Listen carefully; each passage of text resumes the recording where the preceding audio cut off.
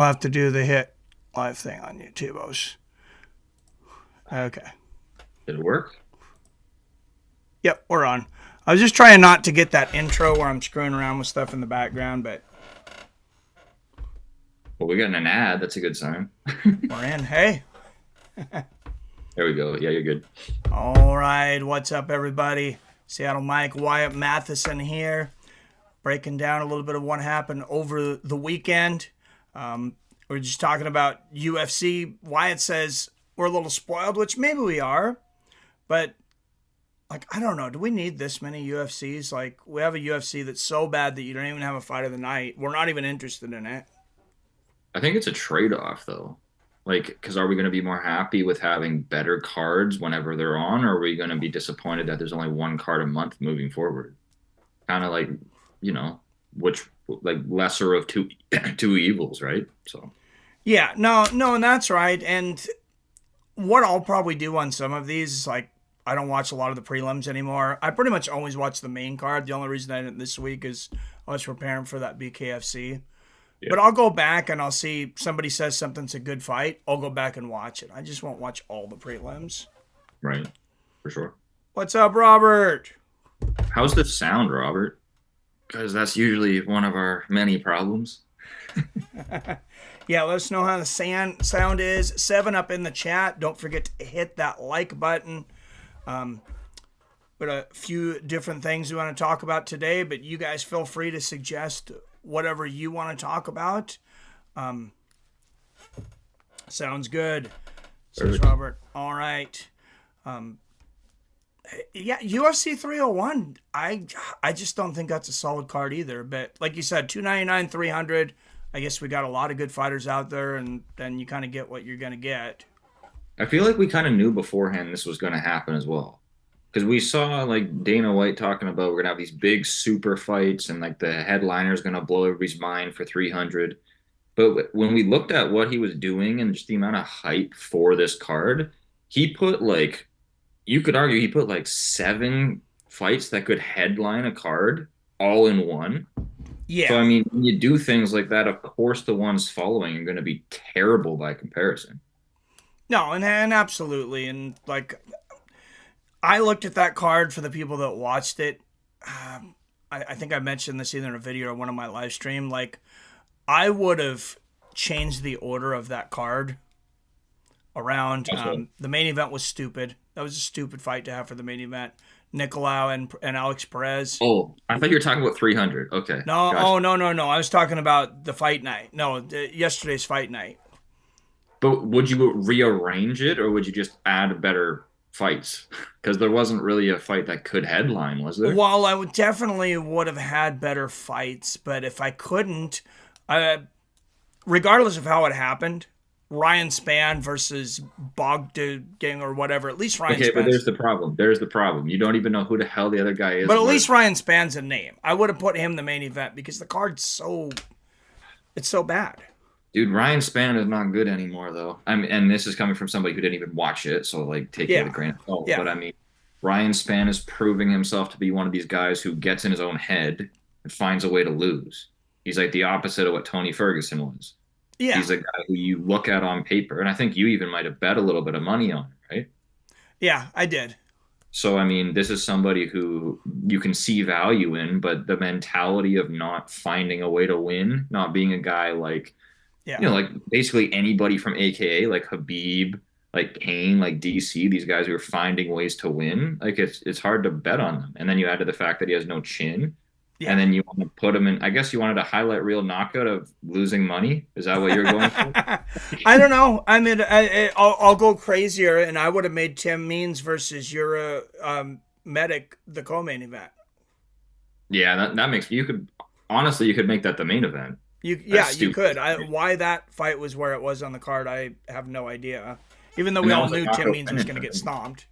I think that was a knockout finish as well. So, I mean, it would have been all right. Yeah, and they did get the knockout finish at the end, I guess. What's up, Daniel Berry? Happy Sunday, sir. So, moving down, have you heard anything about what's going on with the PFL and the Bellator fighters? I heard Gegard Mousasi talk about the fact that his contract hasn't been fulfilled as it was supposed to be, as in like they're not paying what he was. Well, how he explained it, and tell me if this is what you're trying to talk about right now or not. But how he explained it was PFL bought Bellator. Yeah. Almost every guy in Bellator and girl was being paid more than the PFL athletes. Yes. So, it doesn't matter to them. They're just supposed to, like, they bought their contracts. They should be paid the same. But what Mousasi said is he's been begging for a fight and they won't give him one. And so it's not that they're not paying him. They're not even giving him a fight. He thinks because they don't have enough money to pay him. And they're not going to just like give him a fight and then say, hey, we can't pay you. So it's kind of like hiding from it, Yeah. And he said a lot of guys like that. So. Well, I've heard guys that are holding the line because they said they've been offered as much as or as little as half of what Bellator was going to pay them. And they're like, we'll just sit out. So the plan is like basically to sit out a year and see, what happens, at least with some of these guys. What's also interesting to note that Bellator won, what was it, every one but one of the champion versus champion fights. Yeah. But they've kind of proven themselves as the better organization. And we're not even just talking about camera work. Because don't get me started on that shit. Yeah, you have, and I hate to say that like Dana White's right about one thing, but they said you take one shitty organization, you take another shitty organization, you put them together and you have a shitty organization. I definitely don't feel that Bellator had shitty fighters. I feel like PFL had some decent fighters, but the promotion, PFL barely promotes better than Bellator did. And Bellator was like the anti-promoter. It's like they were hiding shows like Easter eggs, literally. Yeah. But even still, overall, I think Bellator was better. Why? I think the ring walks were better. I think they did it like not publicizing things outside, but actually in the venue. I think it was much, much better being there. It was more professional. It looked better. Yeah. Camera work, like, let's not even talk about that. I mean, they had a blind nun like doing photography for freaking PFL. Like literally, like we got to talk about it. I know we talk about it again. I don't care. There's been like literal 30 minutes where Bellator or where PFL just zooms into nowhere. Yeah. They're waiting between fights. There's nobody talking. There's no commercials. There's no nothing. Like at least make money with commercials so you can pay the fucking Bellator fighters from the better organization. And that's my argument. I think Bellator overall was a better organization. Still went under. Still sucked. But the one thing that they have that's significantly better, and it's been proven, is the fighters are better. And not only that, a lot of their fighters, I know you can argue this for PFL to an extent, but a lot of the Bellator fighters were retired or like end of their career UFC fighters, so they had big names. Yeah. So. Yeah, no, absolutely. And yeah, like you said, Bellator had good fighters. Look what happened when they went Bellator versus Ryzen.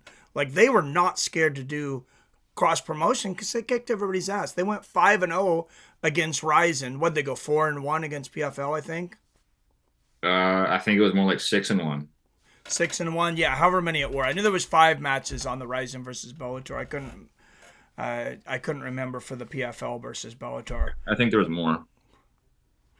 But yeah, Adam says I need more information to answer the poll question. Aloha. We're gonna get into it. I just wanted to wait till we had a few more people in here to get to that one. I don't know how many people have seen that video. So why don't we just do it? Yeah, we got our 7 people we're gonna get. No.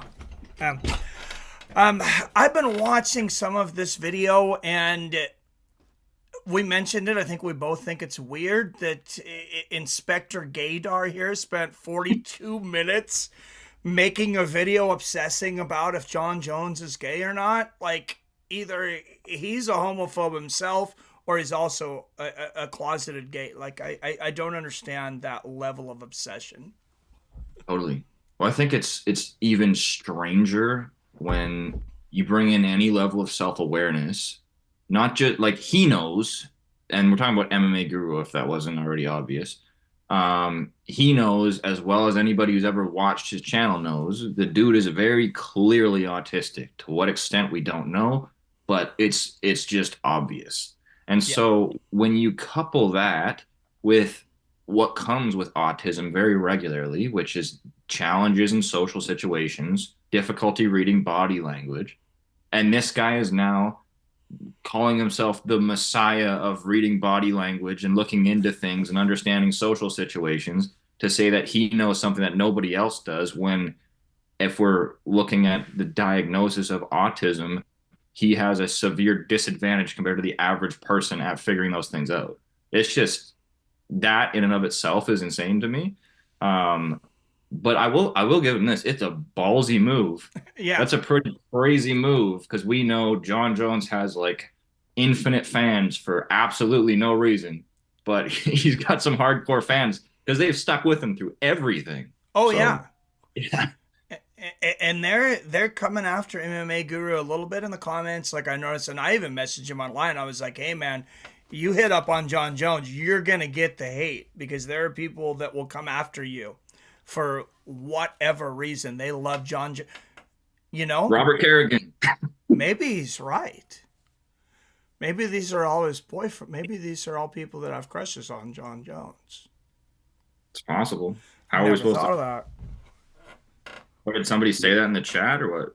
No, it just kind of popped into my head.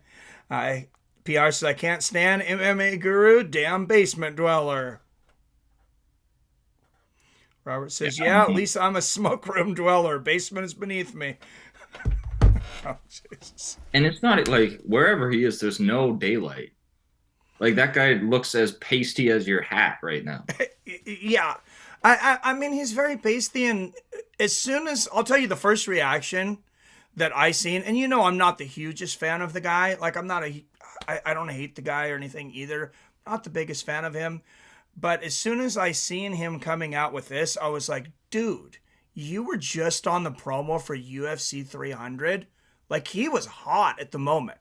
Like, he was gaining subscribers all the time. He had tons of viewers in his streaming videos, unlike some other YouTuber I know that does MMA videos. But no, he was doing good. And as soon as I seen that, I was like, dude, you could have just burned your bridges. Like, I really felt like this could have went sideways. And it seems like not only did he get away with it, he's probably gained more of a following from the video there. But obviously, Jon Jones isn't happy. I mean, this is how you do it though, right? You push boundaries and get recognition from it. Because you can do like what The Rock does, where you do everything politically correct, everything like you don't want to take a side. And if you're already big like him, then you don't gain any enemies except for the people that want him to be real. Yeah. But if you're not a big deal, you got to take some risks. And yeah, it is a risk that could, I guess, get him canceled. But at the same time, it's like he's too small to really be canceled anyway. Yeah. So why not? And it seemed to work out. I mean, that's what I've talked to you about as well, right? You got to like make some people mad in order to get big in this crazy world that we live in. Yeah, I think so. But like I said, one of the other things I thought of at first, I thought, man, you know, you could be ruining the momentum you have. But I'm also thinking like a big reason that he has this momentum, and I'm not trying to make excuses for myself or say he sucks or whatever, but when you're in smaller countries and smaller areas, like you get promoted differently. That's why PewDiePie was as big as he was. If PewDiePie was in the United States, who knows if we would ever have any idea who he was. They needed to promote somebody in Sweden. So I he don't have definitely anything. has that. I can't comment on it, but I mean, I think with PewDiePie, he was just so early. That was a Yeah. big part of it. But yeah, I'm unaware of the geographical promotion. So Yeah, he's talked about this. YouTube's talked about this. They like to get people streaming in areas that haven't been tapped yet. I don't know if that's just a start, and it may just be a head start. So some of my friends homesteading with Hills, they've been in the comments. They're a smaller channel. They're at like 750 subscribers right now after just a few months. But basically, they got like 650, 700 subscribers in like 2 weeks. And he's like, oh, this is easy, Mike. He's like, this is easy. Well, it's because he's in the middle of bumfuck nowhere. He's in the Ozark Mountains in freaking, God, what the hell is it? It's not Tennessee. Arkansas. It's in the Ozark Mountains in Arkansas. Nobody's streaming there. Almost no one even has internet. So like he's like traveling like to upload his videos because he doesn't have enough video speed, to upload them and things. So there is definitely something to it. Sounds like you're just jealous of the MMA Guru over here. It could be. I mean, he was.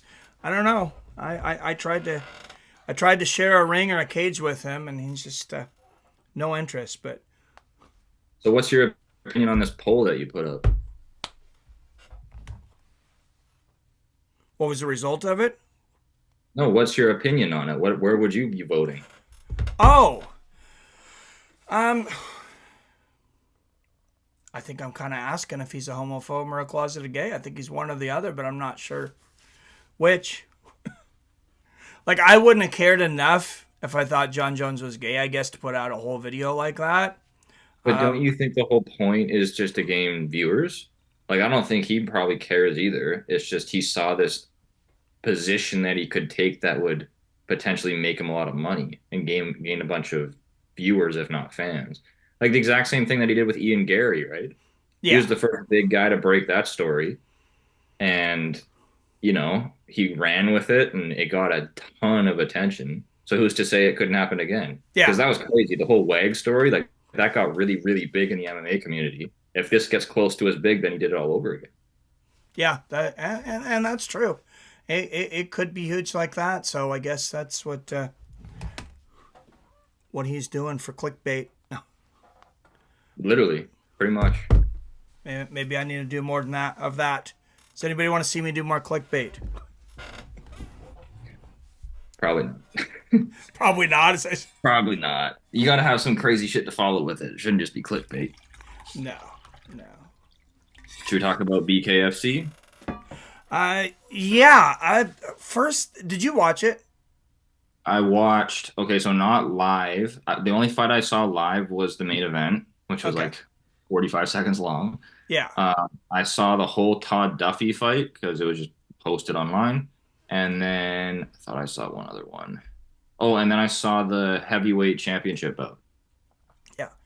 Dude, what the fuck is going on with their canvas that every time somebody hits it, their elbow pops out, their bicep fucking breaks? Did that happen before? Yeah, they had a guy die in 2021. What? Yeah, I mentioned the guy's name. Let me get the guy's name out here again because in BKFC he died? BKFC, he died, yeah. So he hit the canvas. It's actually I think the video's still on my Twitter. But he falls and his head hits the canvas in a way that it like bends over. And he didn't die right away. He didn't die till like 28 days later he actually had an infection in his spinal cord. Oh my God. From the fight? Yeah. Holy shit. I would think they'd be getting sued out the ass. You would think. And let's bring Conor McGregor in. That should make things, more calm. Less litigious. It should make it bigger overall. I'm just surprised. Matt Thornton. What's it, Matt Thornton? Let me make sure. I'm surprised there wasn't a huge speed bump in their growth with somebody dying. Justin Thornton. Okay. Seriously? Yeah, he was a dude that honestly should have been fighting probably anywhere. The guy that beat him and ultimately, I guess you could say, killed him, although I don't hold him responsible, obviously, had actually knocked him out like twice before. Like a bunch of guys had knocked this guy out. Like he had a horrible record. He was getting knocked out all the time, boxing, MMA. BKFC was the only one that would sanction him at that point. So he was like kind of doing like the Bigfoot Silva where he was on like this spree of getting murdered over and over again. Yeah, he just never had the success beforehand. Damn, I can't believe they covered it up so well. I didn't even know that. Yeah, you would have thought it would have been huge news. Yeah, exactly. Like they must have good lawyers or something. That's crazy. Yeah, I thought that would be in headlines all over the place. I was doing a live stream on it, and like I said, it's on my Twitter. I think I don't know. You get it. Probably type in Justin Thornton and fights with friends, but the video's on there. And yeah, I remember. They actually had my video on MMA Junkie the next morning. Okay. because apparently I was the only one that had posted it or had posted it that was acceptable to not get removed. But yeah, and then it was sad. Yeah, like 28 days later, he died. But I got to know what the hell that canvas is made of. Because, like I said, one head bounces off. Like, they must be carrying this canvas with them to different states. I can't believe the California State Athletic Commission didn't have more questions for them. I don't know. I think there's something funky with that canvas. There's like no spring to it. Well, this is going a different direction, kind of, but in one of the brands of professional wrestling, I think it's called TNA Impact back in the day. You heard of that? Oh, yeah. And they had like the 6-corner ring. It was like a hexagon. Yep. That was, this was on Rogan, and he was talking to Kurt Angle about it and how that ring is significantly harder and has significantly less give than the one that has just 4 sides in the square. Yeah. So maybe it's a similar idea to that, because how many is it? Like there's like 10 different turnbuckles on this, right? On the BKFC ring. Yeah, and it's a unique looking ring. Yeah, which is the same thing they were going through for in TNA, where it's like it's very unique looking, and it gives them like an edge in terms of this is what we're known for, like revolutionary. It's different, and it sounds like it's a similar idea here, but it sounds like they have a similar flaw as well, which is that that's rock hard in comparison. Yeah, because I mean, you have, I don't know if it's a great comparison, but you have street beefs and you have local street beefs. Like here, it's called scrap yards all over the country, where these guys are. It's just like normal people fighting in cages on grass. And I know that the scrapyards one hasn't had any deaths. I mean, there might have been some deaths in the street beast by now. I don't know. But like they're the actual ground they use is grass? Yeah, they're just on grass. And as far as I know, they haven't killed anyone. Like, how hard is this freaking canvas? But I mean, grass has given to it, right? Yeah, a little bit. But I mean, the ground's still pretty hard. I'm just saying, I think your canvas should be softer than the freaking ground. Yeah.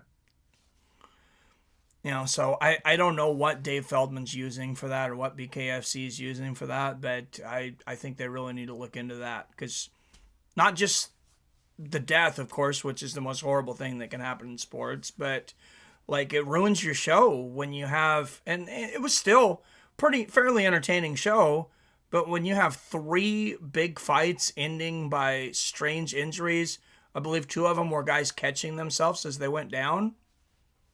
What do you mean catching themselves? Like they were falling down and they put their hand back. Was this all in the same card? Yeah. Oh, you didn't realize this last night? No, yeah. no, One guy had a torn bicep. Lorenzo Hunt's elbow popped all the way out. Yeah, I saw that one. And then the Russian guy, I can't remember who he was fighting, but he went down to catch himself. Yeah, on the canvas, and his bicep literally tore. Okay, that is strange. Yeah. Yeah, because I was going to argue that the UFC obviously has had a lot of that stuff as well, with like Joe Pyfer destroyed his elbow and everything dislocated, and now his arm doesn't even extend fully. Jamal Hill, obviously, but I mean, that was more Paul Craig's doing. But yeah, it sounds like you got a point. If 3 things in the same event, that's pretty crazy. Yeah, and the UFC, I'm sure I'd like to see the UFC look at it as well. But like the UFC's not having 3 incidents like that a night on like a major event. They just have so many fights. Yeah. So I was reading the chat. So Ziggy said they're going to have a WWE event in the Apex. That sounds stupid as hell to me. Oh, Isn't the whole point of all of these sporting events to have a crowd? Like, why are we getting rid of crowds? I don't understand.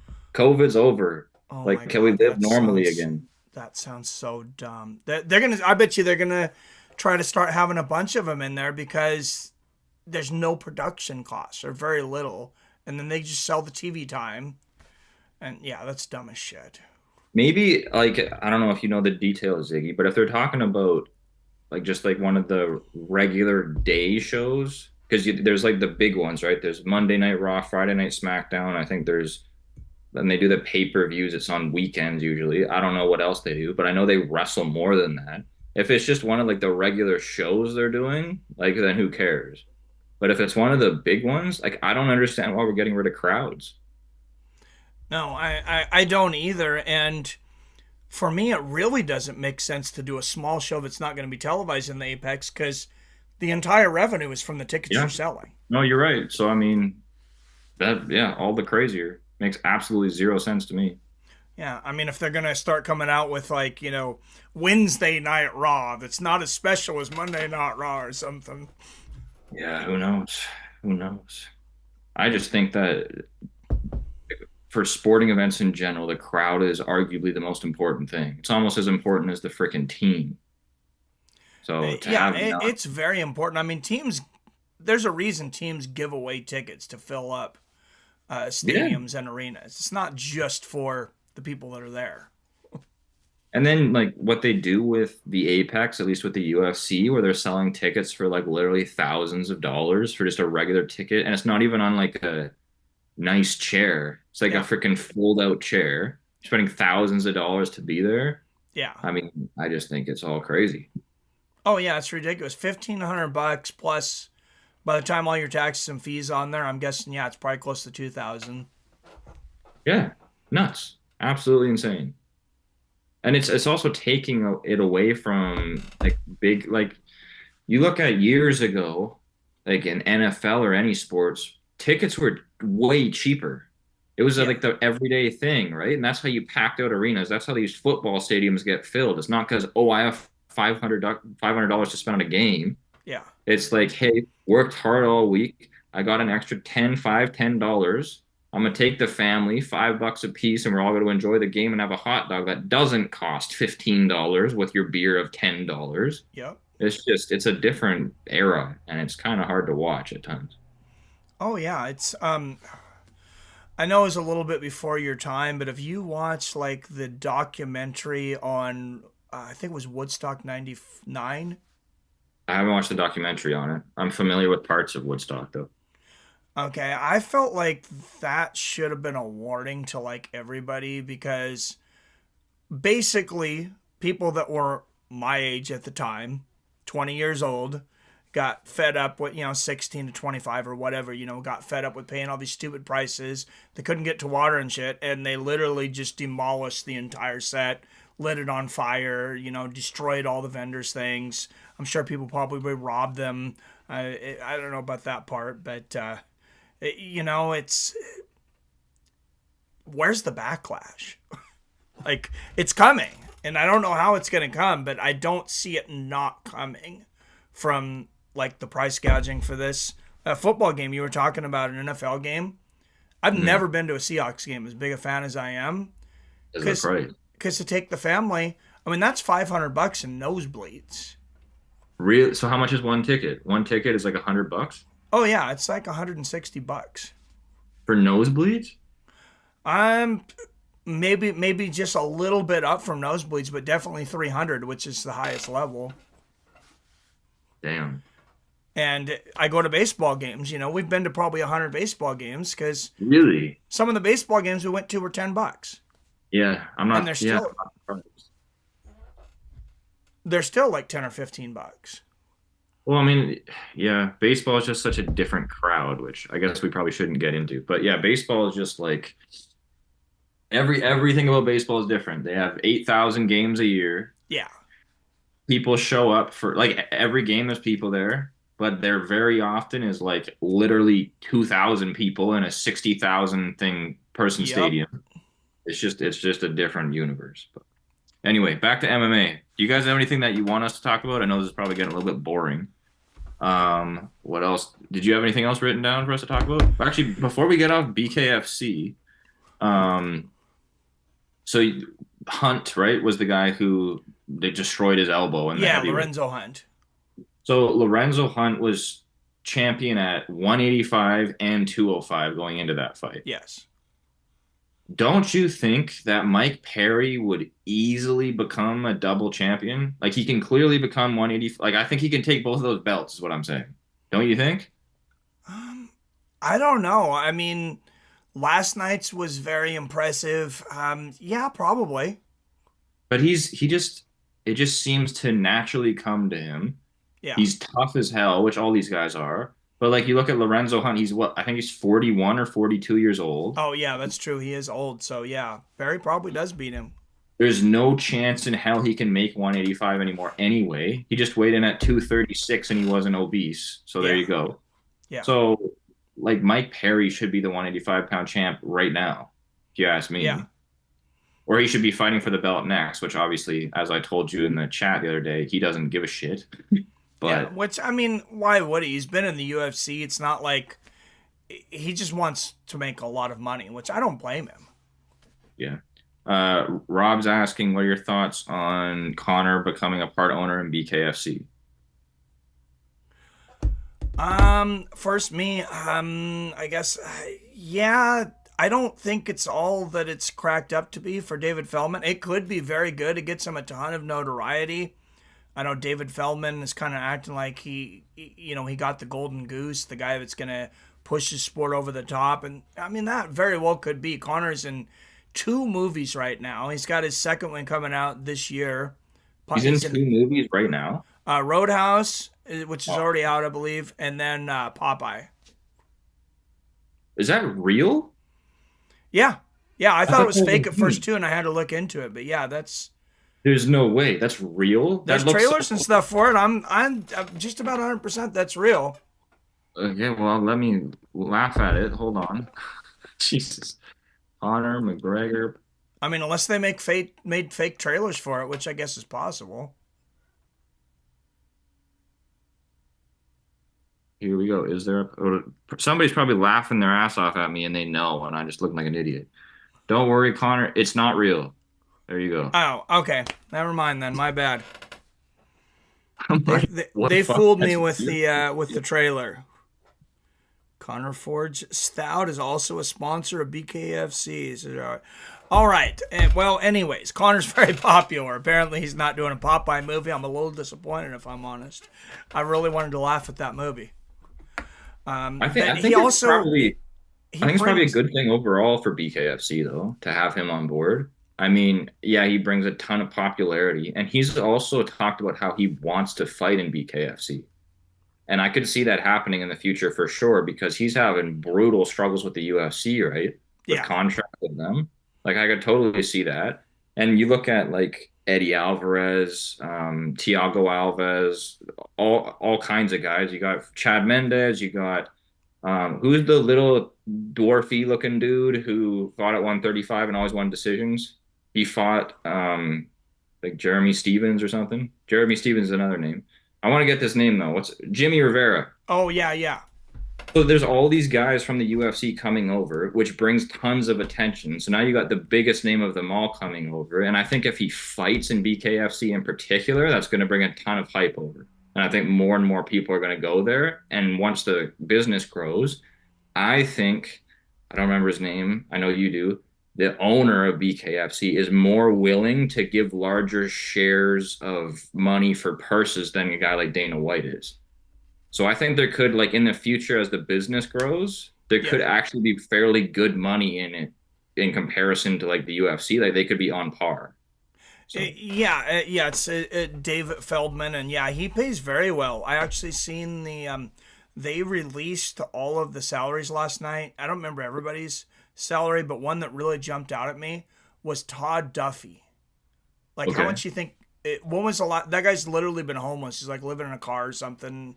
Well, the thing with Todd Duffy that startled me was after that fight, because that's one of the 3 fights that I watched. I was super curious how old he was. Because while in there, he doesn't look particularly old. And I knew Rothwell was like 40 or early 40s. Yeah. I thought, like, I remember watching Todd Duffy when I was like a little kid. Yeah, he was very young, but yeah. Was in the UFC when I was literally like maybe elementary school or early middle school, like literally a little kid. So I was like, okay, so this guy, he's got to be like at least 46 and he's 38. What was he, like 18 fighting in the UFC? Like I couldn't believe it. He was really young. I want to say he was like 20. Yeah, and I remember he was in that movie too, like Backing Down or No, Don't Back Down or something like that. Yeah, it's something like that. I don't remember exactly either. But sorry, going back to your question, how much do I think he got paid? Like 60 grand? 82,000. It's pretty close. Okay. Well, considering what he did, he shouldn't have even been paid. I could have done that. No, that was dumb. And I have a stinger in my neck. No, you didn't want to get hit again by Ben Rothwell. Well, even if you have a stinger in your neck, like that doesn't like you were a UFC fighter. When does having a stinger in your neck qualify as the fight's over? Yeah, exactly. What's up, PBR Street Gang in the house? This is Ziggy. Any tuber did a video saying that Conor is just a front for Dana and his boys to be the actual buyers of BKFC, but they have to keep it hush because those guys are Endeavor. I haven't seen anybody do it yet, Ziggy, but it was kind of in the back of my mind. David Feldman and Dana White have a... That's funny you mention that because Dana White and Dave Feldman are known for having a very good relationship. And I did hear just like little comments I seen on social media saying, "Oh, you know, are they going to try to make it like it's UFC versus BKFC to build the brand, even though Dana's actually friends with them?" It's a great possibility. Yeah, I don't know. I mean, I'll tell you one thing though: BKFC's a hell of a lot better than Power Slap. So he came up with something a hell of a lot better than Dana White did. Yes, exactly. So yeah, maybe they try to buy BKFC. I don't know. But Power Slap is about the only thing that makes sense to have in the Apex. That's about it. Yeah, that's true. Because there's how many people does it fit in there? Well, it doesn't even matter because they only put like 10. But if it's like 200 or 300 people, which is all the people I don't know that care. If they can fit 300, man. I don't know. I don't know if they ever have that many. Well, how many people care about Power Slap? I mean, it seems like a part. You know what it seems like? If we're going down the conspiracy theory rabbit hole, it seems like kind of like with Epstein's Island in a far less fucked up way. How all these like rich people go to this island to do these weird things. All these UFC fighters and really famous people in the area go and watch Power Slap, and it's like their own little club. You notice that? Yeah, I have a little bit. I've tried to avoid it honestly as much as I could because it kind of disgusts me personally. But yeah, here's the thing: I've never watched it. I've never watched more than like a highlight of somebody getting slapped because it just comes up on your feed. Yeah, but I've seen like people do interviews there and stuff, and you can kind of see the environment. You see like celebrities, you see like the mainstream guys were always there. I think Donald Cerrone's been to every single one. So, and I'm not gonna judge anybody. Like I know Robert, I know you love it. Obviously, I have no issue with that. Somebody who watches as much combat sports, MMA and boxing and everything that I watch, it would be pretty hypocritical for me to criticize you for watching Power Slap. Like, I'm not criticizing anybody for watching it. It's just not for me. Yeah, it's pretty different, no doubt. Yeah. It's like it barely holds 250, says Robert. Picks for this upcoming weekend's fights. Going to the casino on Wednesday. Why don't we make this into something fun? It can just be for bragging rights, but given that neither one of us give a flying fuck about UFC at the moment, as ridiculous as that sounds, why don't we go and look at these fights and we'll pick a winner for each one and see who gets more right? Okay. Up for that? Sure.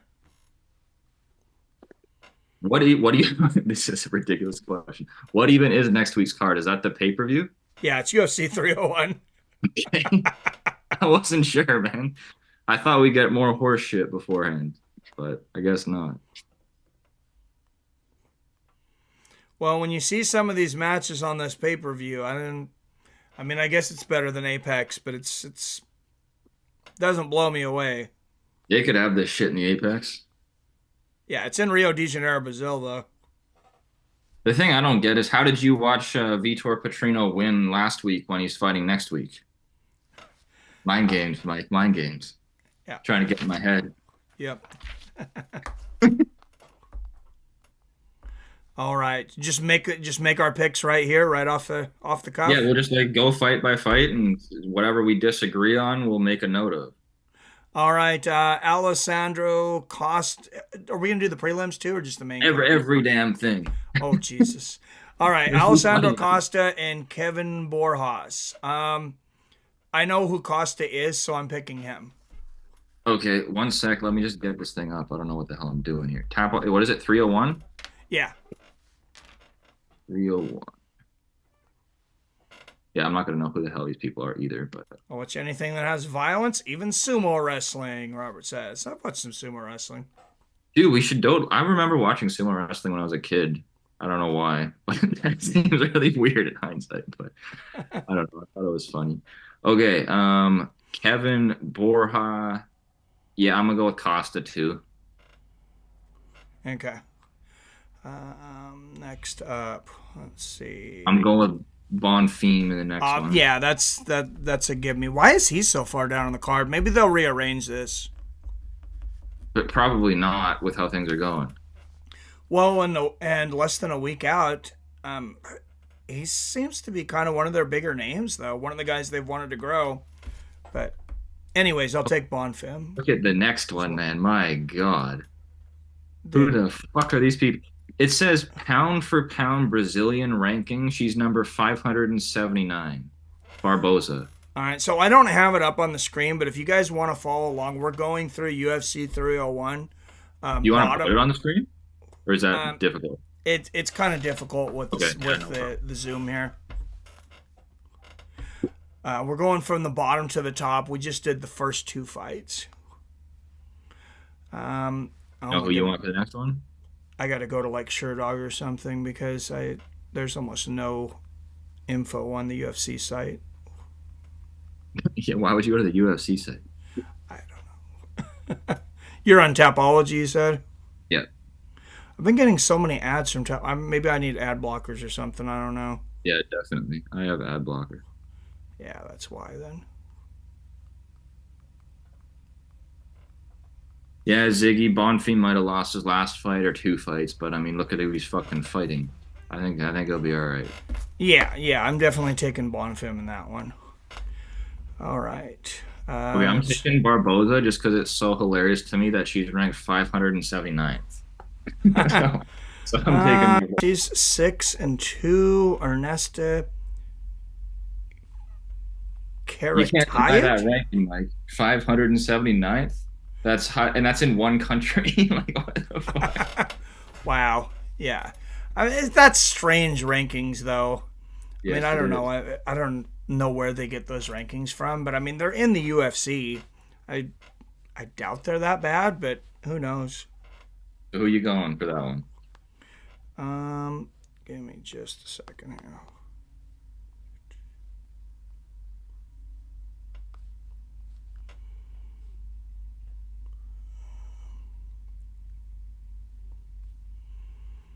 I'll take Barbosa. Really? Okay. Dion Barbosa. Yeah. To be fair, she's a minus 205 favorite. Really? Oh, shit. Okay. Yeah. Fair enough.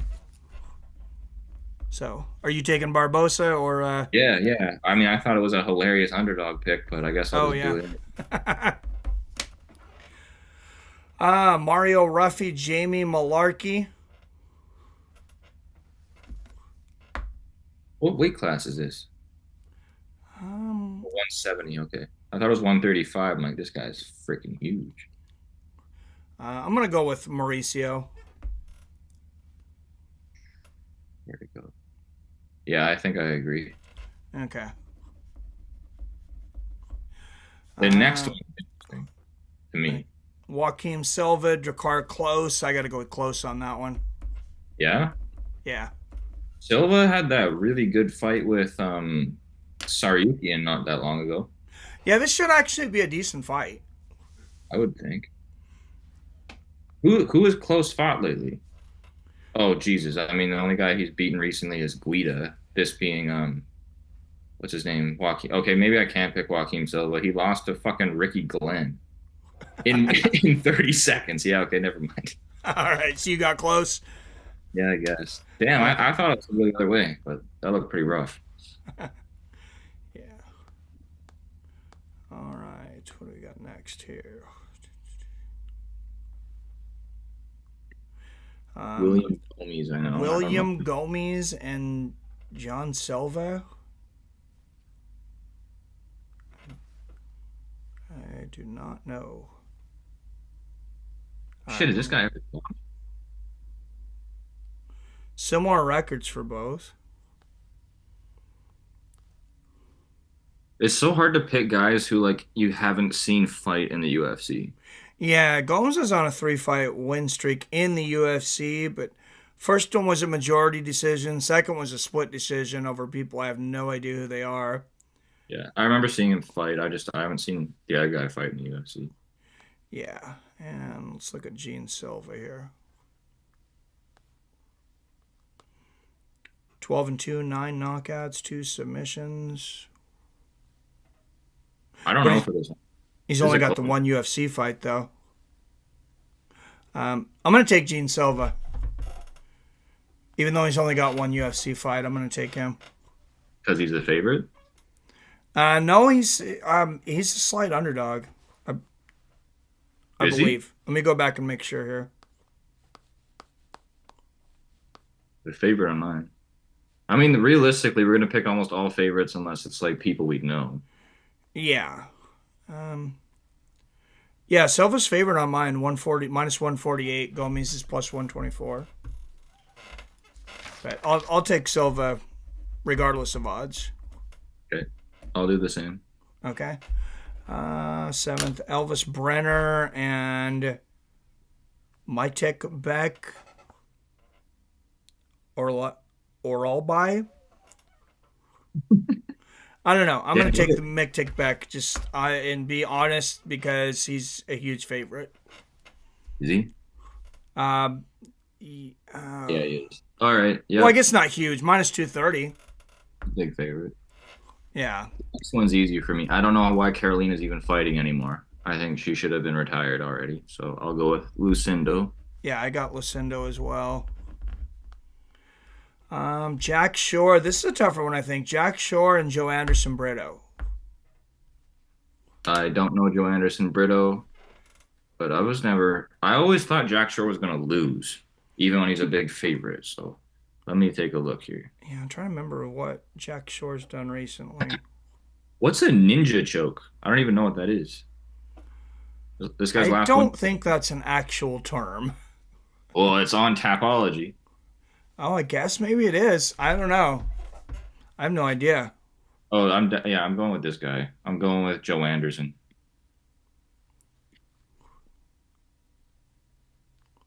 Let me look at Jack Shore. What's he done recently, real quick? I'm a bit of a Jack Shore hater, so. Petrino will sacrifice Smith to the god. Shore's only lost one fight? How is that? Okay. He used to fight at 35, and then he lost to, I think it was Ricky Simone. Oh, yep. Got triangle choke by Ricky Simone. He's having a hard time with the weight cut for sure. I don't know. He's not a very defined guy. He's one of the guys that I could definitely see actually being. All right, this one's kind of a toss-up for me, but I'm going to take Shore just so we have something different. Okay. Paul Craig versus Ty Borjalho. I got Borjalho on that one. Yeah, he's too well-rounded. Yeah. Craig's done. And then I'm definitely going with that dancing fool, Michelle Pejia. Yes, me as well. And then I think Anthony Smith is far more skilled, but I think he dies via steroids.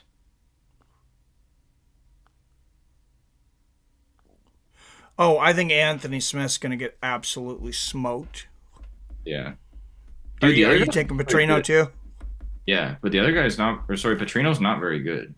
But Smith is kind of shitty now. He's done, yeah. This is an interesting one, I think. Jose Aldo and Jonathan Martinez. Like, we don't know what Aldo's going to look like. I'm not very familiar with Martinez somehow. I don't even remember watching Martinez fight. I think you will after you look at his. Shit, he's on a win streak. Yeah. And this is at what? 35? Yeah. The dude, he's a stud. I'm going with him. I don't think Aldo is what Aldo used to be, so I'm going to go with him. Yeah, he just beat Adrian Yanez, Syed Nurmagomedov, Cub Swanson back to back to back. What do you think? Oh, man. I mean, I understand. 30 years old. Yeah, it's As much as I want Aldo, and I was kind of thinking Aldo till I looked at this. I didn't realize the impressive names on Martinez's resume. I got to go with Martinez too. Yeah. The youth. And I know who you're going for the main event. And I honestly would 100% pick Urseg if he had a chin, but I'm so concerned about his chin. Who knocked him out? Who knocked who out? Steve Urseg. He hasn't been knocked out recently. He just gets wobbled all the time. Oh, okay. Oh, I guess he's never been knocked out.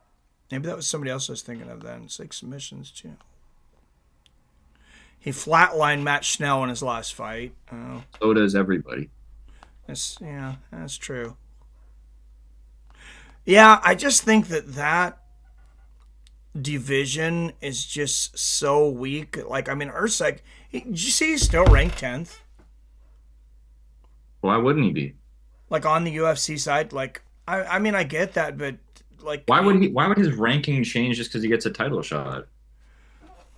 I don't know. It just seems strange to have the number 10 guy fighting for the title.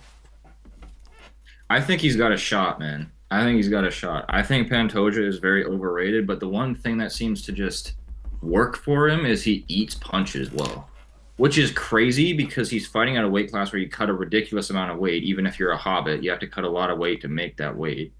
And so all these guys' chins are compromised, and he's fought forever. He's been in the UFC for a long, long time. He's eaten a lot of punches, and he gets wobbled on occasion, but he always holds it together. You know, he fights kind of like Mike Tyson used to, with like far less strategy. Yeah. Yeah, I got to go with Pantoja on that one too. So, yeah, I think we only ended up with one different fight. I haven't decided here, man. Oh, okay. Screw it. I'll go Urseg just so we're different. Okay, and I picked Jack Shore, and you picked whoever else. Yeah. What's the other one there? All right. Chaos says, I got Urseg early, plus 225. Hard to find any other spots on this card for me personally. Yeah, it doesn't seem like a great betting card either. I mean, you know why it's not? At least for me, because I'm not familiar enough with these guys to like say this is a good favorite. You know? Yeah. You know who's the best bet on the entire card if you're like in his camp and you know he's like motivated and ready? It's fucking Anthony Smith. As much as I hate him, I'm looking at the odds right now. He's plus 400. Yeah, because he's more skilled, and it's not even a question. He's significantly more skilled, but mentality. There's going to be a size difference. I mean, yeah, that's an interesting one. But plus 400 is nuts. Yeah. If he comes in like a fat slob like he has in the past, like in like 2 fights ago or whatever, like okay, fair enough. Yeah. But if he comes in where he just finds a way to make it close, it's not a bad bet, in my opinion. Yeah, he's just so up and down, and I haven't seen him up for a while. What's up, Travis Sturcho? Good to see you, man. Professor Chaos. It says, Petrino will sacrifice Smith to the gods. Could a finish line be playable? I feel Vegas will be all over it.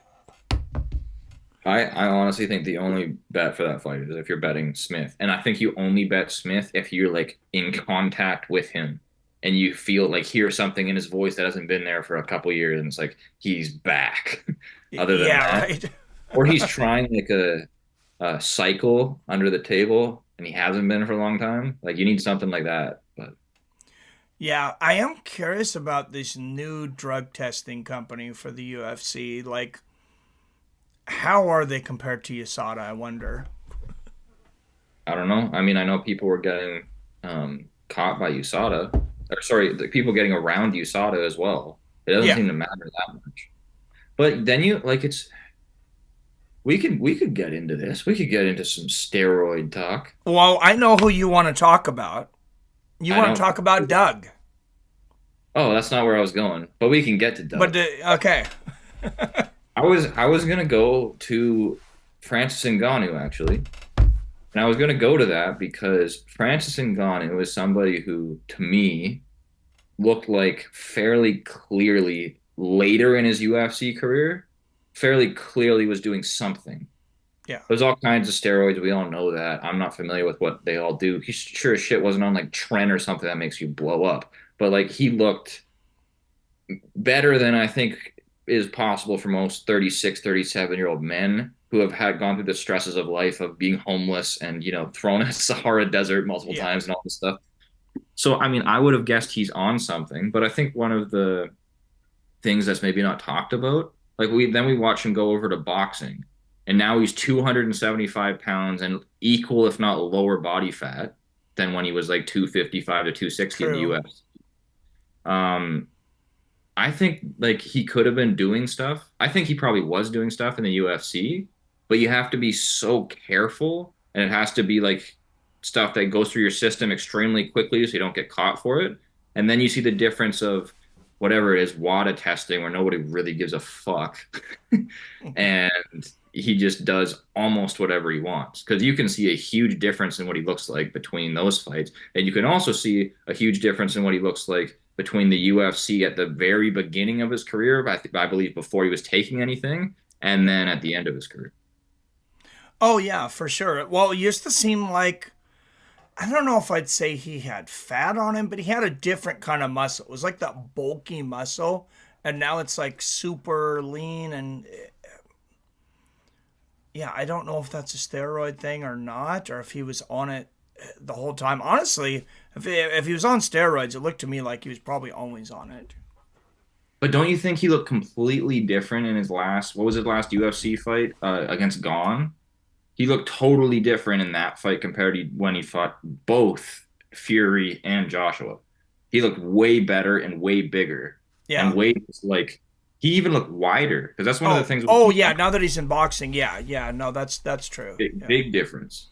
yeah, And the other big difference is when he started his UFC career, he was like 15 pounds lighter than at the end. And yeah, he did go through that short period of time where he was fighting Overeem. Overeem, well, this period when he fought Overeem and then he fought Stipe for the belt the first time, yeah. he was blown up and big. And that's when you could talk about him being like kind of fat when he was probably walking around like 270, 275. And it's completely different than when he was boxing. But I think a lot of these guys are, at least the higher level guys in the UFC, are taking stuff. But I do think they have to be really careful what they take.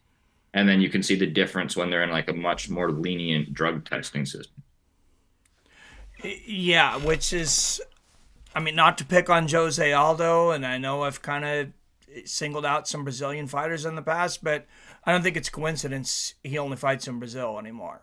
Even before he retired, like only fighting in Brazil, and some of these other fighters that I know some of them only fight in their home country because they actually can't get visas because we consider them criminals for whatever reason, whether justified or not. But like, I'd like to see what all the testing and what goes into some of these other places. Like that allegation doesn't seem like there was anything to it, but it was Islam Makhachev with the IV. Mm-hmm. Who was it that was it? Dan Hardy that brought that out? I don't know, but just in general, we got to act like Islam's not on steroids. Like that's a Well, clear. yeah, But that's exactly what I'm talking about. Yes, he is, but I think he has to be really careful. Like I think if he just went like full blown everything that's going to help him performance wise, he'd look very different than he does now. But I think also him natural is different than what we see. Similar to like what you're talking about with Aldo, right? What Aldo looked like before USADA is different than now. yeah, He still looks great now, but he yeah, also had to drop a weight class. yeah. That's true. And he was able to drop that weight class. If I'm not mistaken, I don't think he had a real easy time making 145 before that. Impossible. It was brutal for him. Yeah, So, yeah, I mean, I think it was also more difficult for him before USADA. yeah, yeah. All that muscle. It's Yeah. hard. It's hard to lose muscle. What's up, Billy? Billy Hughes in the house. IROC. What's going on? Yeah, the squad's in here. We Yeah. got 10. Amazing. But that's an interesting one because maybe the timing just lines up. But I mentioned your buddy Doug. Like, Oh, my boy Doug. is it a coincidence that Kayla Harrison comes into the UFC right after USADA leaves? Maybe timing it wise it lined up. You know why it lined up? Outside of the USADA part entirely, it lined up because they switched companies, which allowed her to go in and get in the testing pool for like what, 4 weeks? Oh yeah, It used to be that's a six good months. point. She's just like, hey, I'll fight. I'm here. Yeah. Well, don't test me too much though, because I got to cut 85,000 pounds in order to make weight. So like, I don't have extra blood here. Yeah, Goes and USADA like was what, 6 months in the 6 testing months. pool. That's literally the reason why it didn't work out because Conor refused to do it. Yeah. Right? Conor's like, fuck that. What do you mean? Like, I want to fight. And just because he threw a hissy fit, and Dana's like, I'm Team Conor. These guys are ridiculous. Cheddarhead says 48% neither. That video is hilarious. What are you guys salty about? It is hilarious. I'm not gonna lie. Guys, And it some worked libs so or well. what? No, no. It is hilarious. I get that he's poking fun, Cheddarhead. You're not going to get under my skin. I'm not going to challenge you to that, but yeah, it's funny. I don't disagree. I did think it was a little bit much to do so much investigative work behind the scene to see if he's gay or not, but seems to be working out for him. Okay, now back to Doug, because we ain't done with Doug. All right. The thing that bothers me most about it is I don't think she's like a top tier bantamweight. She's literally the best. Well, she's top tier given the caliber of people we have right now. Okay, that's fair. But she's levels above simply because of performance enhancing drugs. And she's not even trying to hide it. Like, let's be real here. She's walking around in dresses and tank tops showing these shoulders that are fucking like male shoulders. She looks like He-Man. It's just stupid. Yeah. And what's the biggest part? Her shoulders and her traps. Why is that? Androgen receptors. Like, she's clearly on hormones. Yeah. That's what does that. Yeah. And the other thing you notice, where has the least amount of androgen receptors, is your legs. Notice her legs look completely normal. Her legs don't look like they're on drugs. And so do Jon Jones's leg. They're so skinny. That's what I'm saying. Yeah. And he could have been on all kinds of tests or whatever, specifically when he was out for a while in bodybuilding. His legs look the same. But her, like, from, like, here up is huge. Oh, dude, if your shoulders and arms looked like hers, I would ask you what you were taking. Right? Yeah. Like, how people aren't, like, pissed off about it. Because it's not even a question if she's on stuff. Yeah. Right? If she was naturally like that, she'd be getting tested by scientists all around the world because, like, what the hell is some crazy mutations going on here? Yeah, maybe she got bit by a spider. Something's up, man, and I don't understand why nobody's talking about it. Because it's not like that's not an area of talk either in the community whatsoever, which I think is fucking ridiculous. Because she's going to be champ, like, let's be real. Nobody can beat He-Man, especially not a woman. What about Nunez? If she's on He-Man stuff, yeah, she'll win. Yeah. But if she's not, she's older and she's she's fighting a man. Yeah. I don't know. I don't know who I favor. Definitely the testosterone levels of a man, yeah. No, they're way past that. She's definitely in the thousands.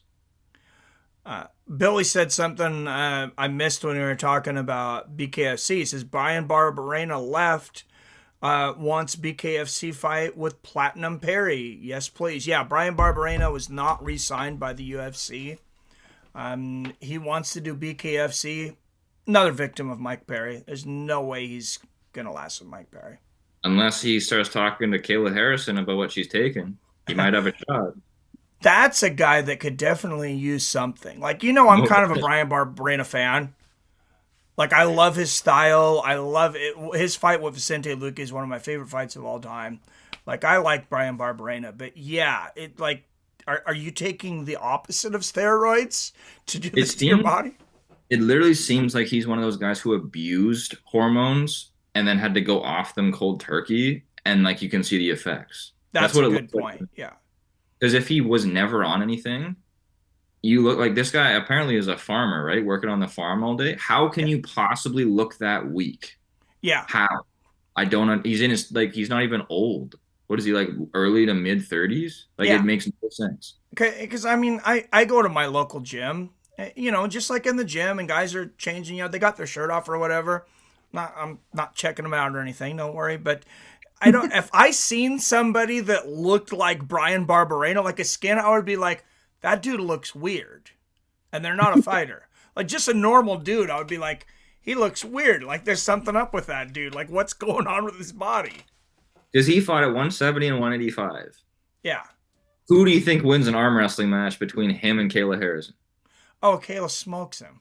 You think so? Probably. It might be really close. But the fact that we're even talking about it being close when it's like a significantly larger man against a little woman, crazy.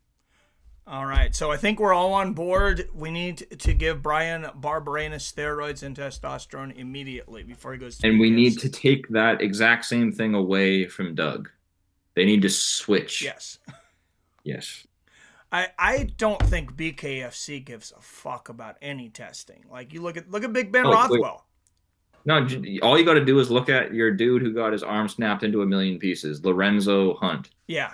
That guy's traps are literally by his ears. He's 40 years old. He's got like acromegaly going on because he's on like growth hormone. Like his forehead is caving in over his eyeballs. He's got like a windshield. It's crazy. So here's something I hadn't thought of. We talked about all the injuries, 3 freak injuries at BKFC last night. I was kind of blaming it on the canvas.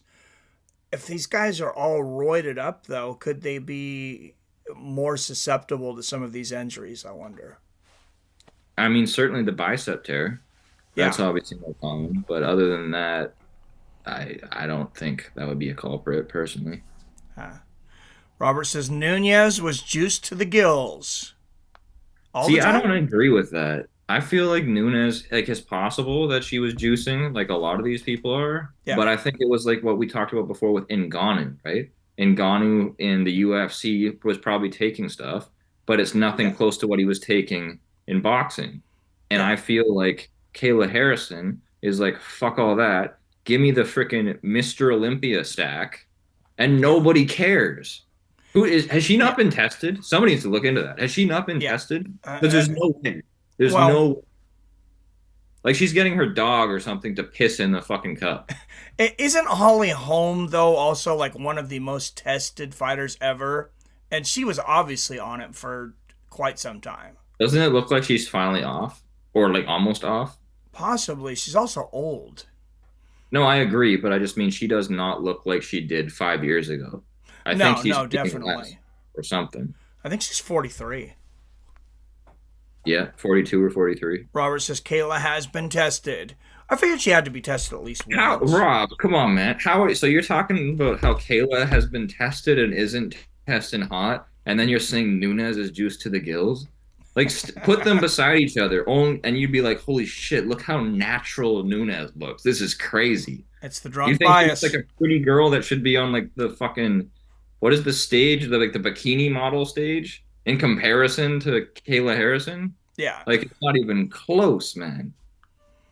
Do you think if Kayla Harrison just walked in the way she is to a female bodybuilding competition, do you think she would place last? Yes. But there's a reason, which is her legs. She's got enough leg anything, right? Okay. If you just chop her off and put her in the like paraplegic category, she'll probably win. There probably is one. Dude, put her in the paraplegic category and she still wouldn't have the best legs. Didn't say she was hot, says Robert. Everybody's on steroids, says Cheddarhead. Yep. I think most of them are. But at least it helps with how much they take. Could be worse. Yeah, well, that was a fun segue though, fun diversion. What boring area are we going back to now? I don't know. That was the most entertainment we've had here though. So it's only fun if you talk about crazy shit or something that one of us is super passionate about. Steroid up. Well, we already went over Jake Paul. Not today. Jake Paul and Mike Tyson. What has he done recently? Well, I don't know. I saw a headline that said Jake Paul weighs 230 pounds right now. So if that's the case, he's doing some stuff. Oh, he's on it. Oh, I did. I seen he gained 35 pounds of muscle in like 1 month. It happens. I'm not joking. I had to go back and read this. There was an article. You guys can look it up. I'm pretty sure it was like 30 pounds in a month. Well, people are exaggerating everything, but yeah, he looks different. Have you seen what he looks like? He looks so homeless. His hair is like a big poof ball. Oh, that's hilarious. You should look at it. It's a good picture. All right, I'll check it out. It looks photoshopped almost, but it's not. Yoel is the Cheddarhead. most natural. Here's another one. Yoel is the most natural fighter in the UFC. Okay, I still think he was on less shit than when he went to Bellator, don't you? Because he got way bigger in Bellator. Oh, absolutely. Because Bellator testing, it's like, I don't know who the fuck they were using. Don't quote me on this, but I think the UFC might be using an organization that Bellator used in the past. So we should probably look into that. Definitely not a quote. But I did hear something like that. I somehow doubt it, but I don't know. Yeah. Just because I would think there's no way that Walt Harris would get caught that easily then. You know? Yeah, I don't know. Maybe somebody's got to get caught. Cheddarhead says, so how gay is Jon Jones really? If you had to guess, and it's like on a scale of 1 to 10, 10 being you're 100% confident, it's not even a question, 1 being you're very, very not confident and think that he's not, do you think he is gay or bi? Like, what's your number on that scale? 6.5. Really? That high? Yeah, for bi. I think he's probably interested in women. Interested in beating them, but I'm not talking about that. I'm talking about like sexually. Yeah. I don't know. When you look back on a lot of things, I think he's at least a little turned on by men, possibly. Really? Dude, Guru got you, man. He started fishing and he's reeling in. I did. He did get me a little bit because when I first talked to you about it, I was making fun. I'm like, what is this bullshit? And I start watching. I was like, hey, some of this makes a little sense. I'm a 3. I think it's unlikely, but certainly possible. Okay. Dude, you're like fully aboard, huh? 6.5. 6.5. I'd say 6.5 that he has been with another man, either kissing them or sexually, at least once. Okay, so where do you have Adesanya on that scale? Is he above or below on the Gaydar scale? I don't know on him because he Gotta make a says guess. he's not gay, and I feel like he would not care if we knew he was. So that's the only thing that throws me off about him. So, what's your number? Need a number, Mike, for 3. the people. 3. What the fuck? So you think it's more than twice as likely that Jon Jones is bi? Absolutely. Seriously, Absolutely. yeah. Yeah. Totally disagree. 100%. I would put it the other way around. With Adesanya, I'd be like probably at a 5.5. Whereas with Jones, I'm at like a 3. I think it's really likely that Adesanya is. Maybe I'm wrong, but I kind of feel like, because Izzy does a lot of stuff, like I think he wore like rainbow shoes. He does a lot of stuff for like the LGBT community. I just feel like he'd be open about it. I don't think he would specifically say I'm not gay if he was. But yeah, but you know the reasoning why, right? Is because they'll treat him completely different as a fighter if he does. That's the problem. Possible. No, because if he's grappling somebody, everybody's like, "Oh, here we go," right? You can't. You know what? I do have to bring it up close to a 5 because I forgot about the Paulo Costa thing. Oh, there's been so many things. When he molested Paulo Costa. Do you remember? I think it was before that, but it was the lead up to one of the fights a long time ago with him, where I think I messaged you and I'm like, I think he's gay, and I think this could be a really big deal. Yeah. Do you remember that? Years ago. Yeah.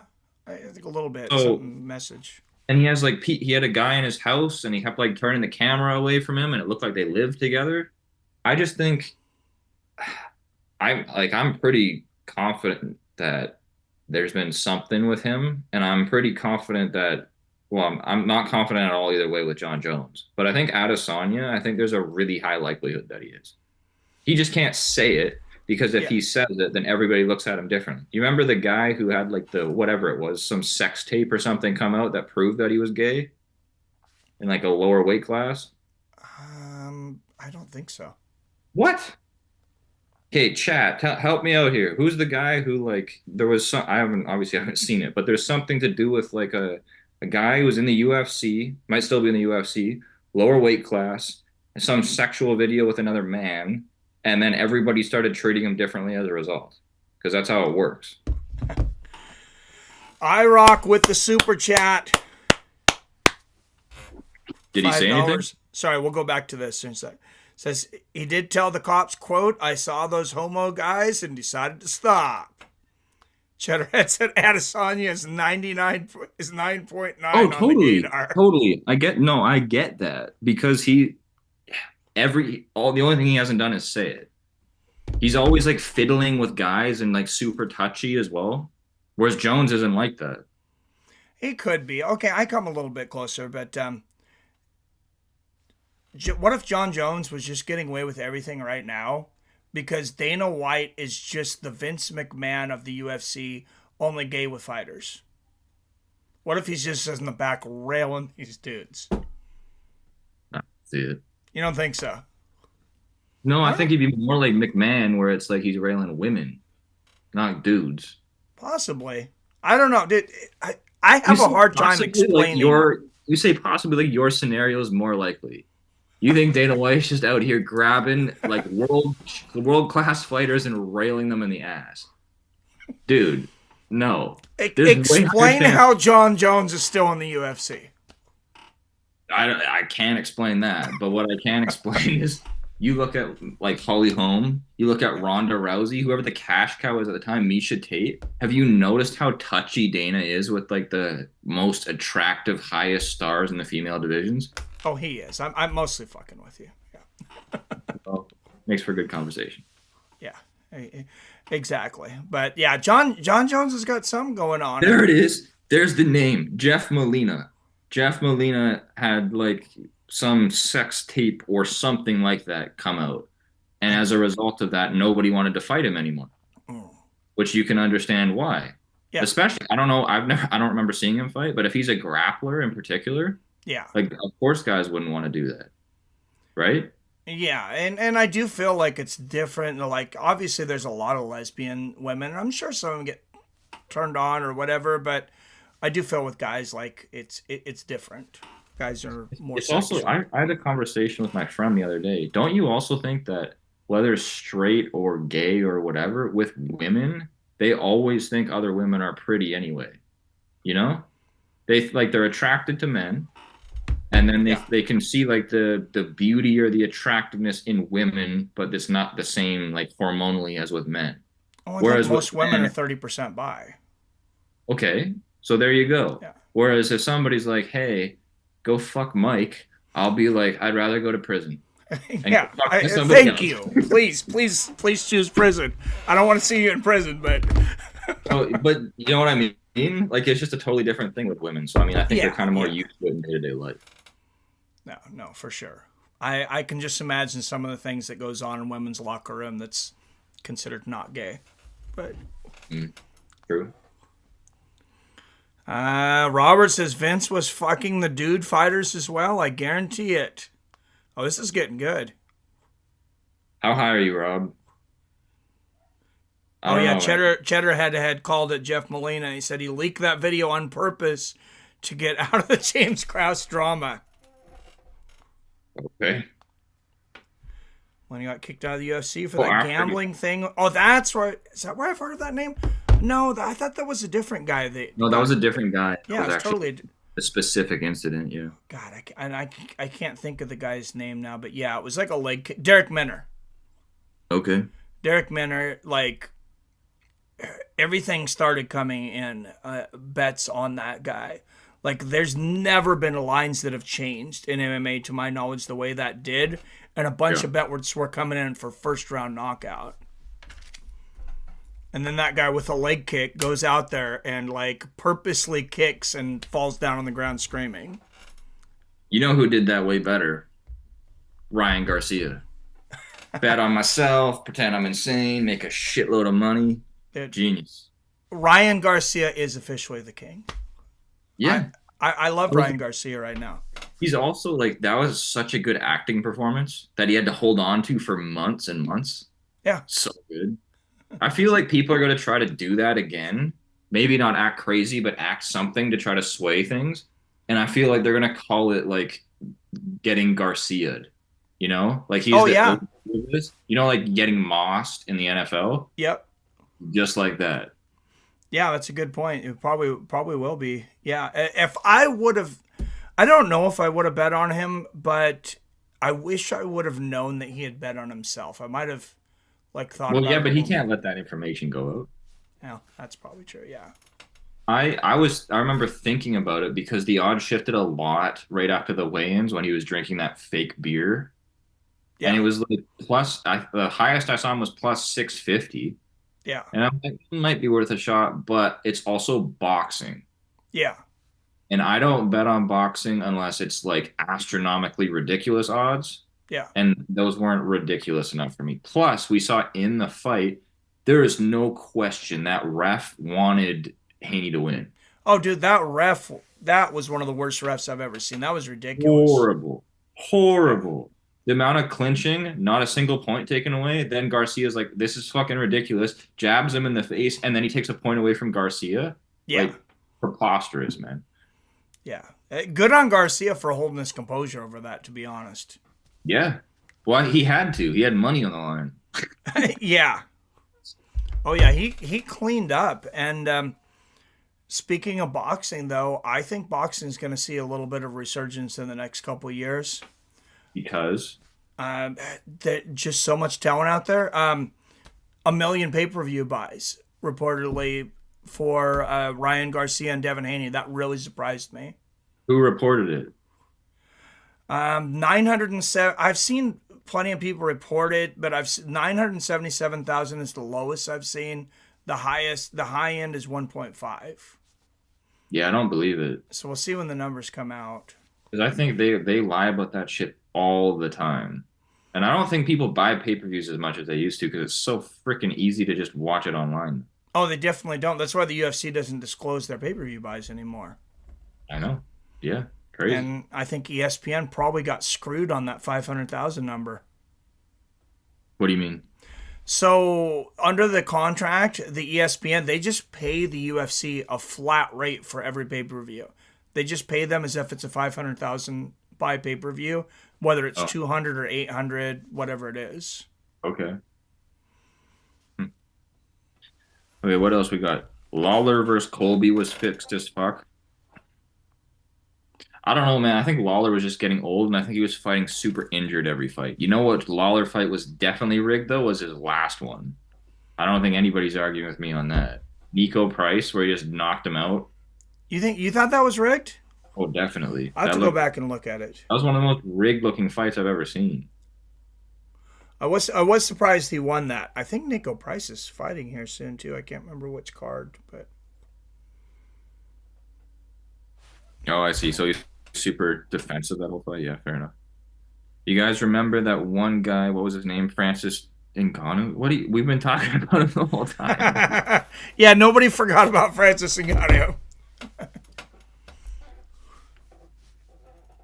Yeah, and then with what Rob's saying, Dana said he'd never do something. Dude, every time Dana says he's not going to do something, it's like a guarantee is going to happen.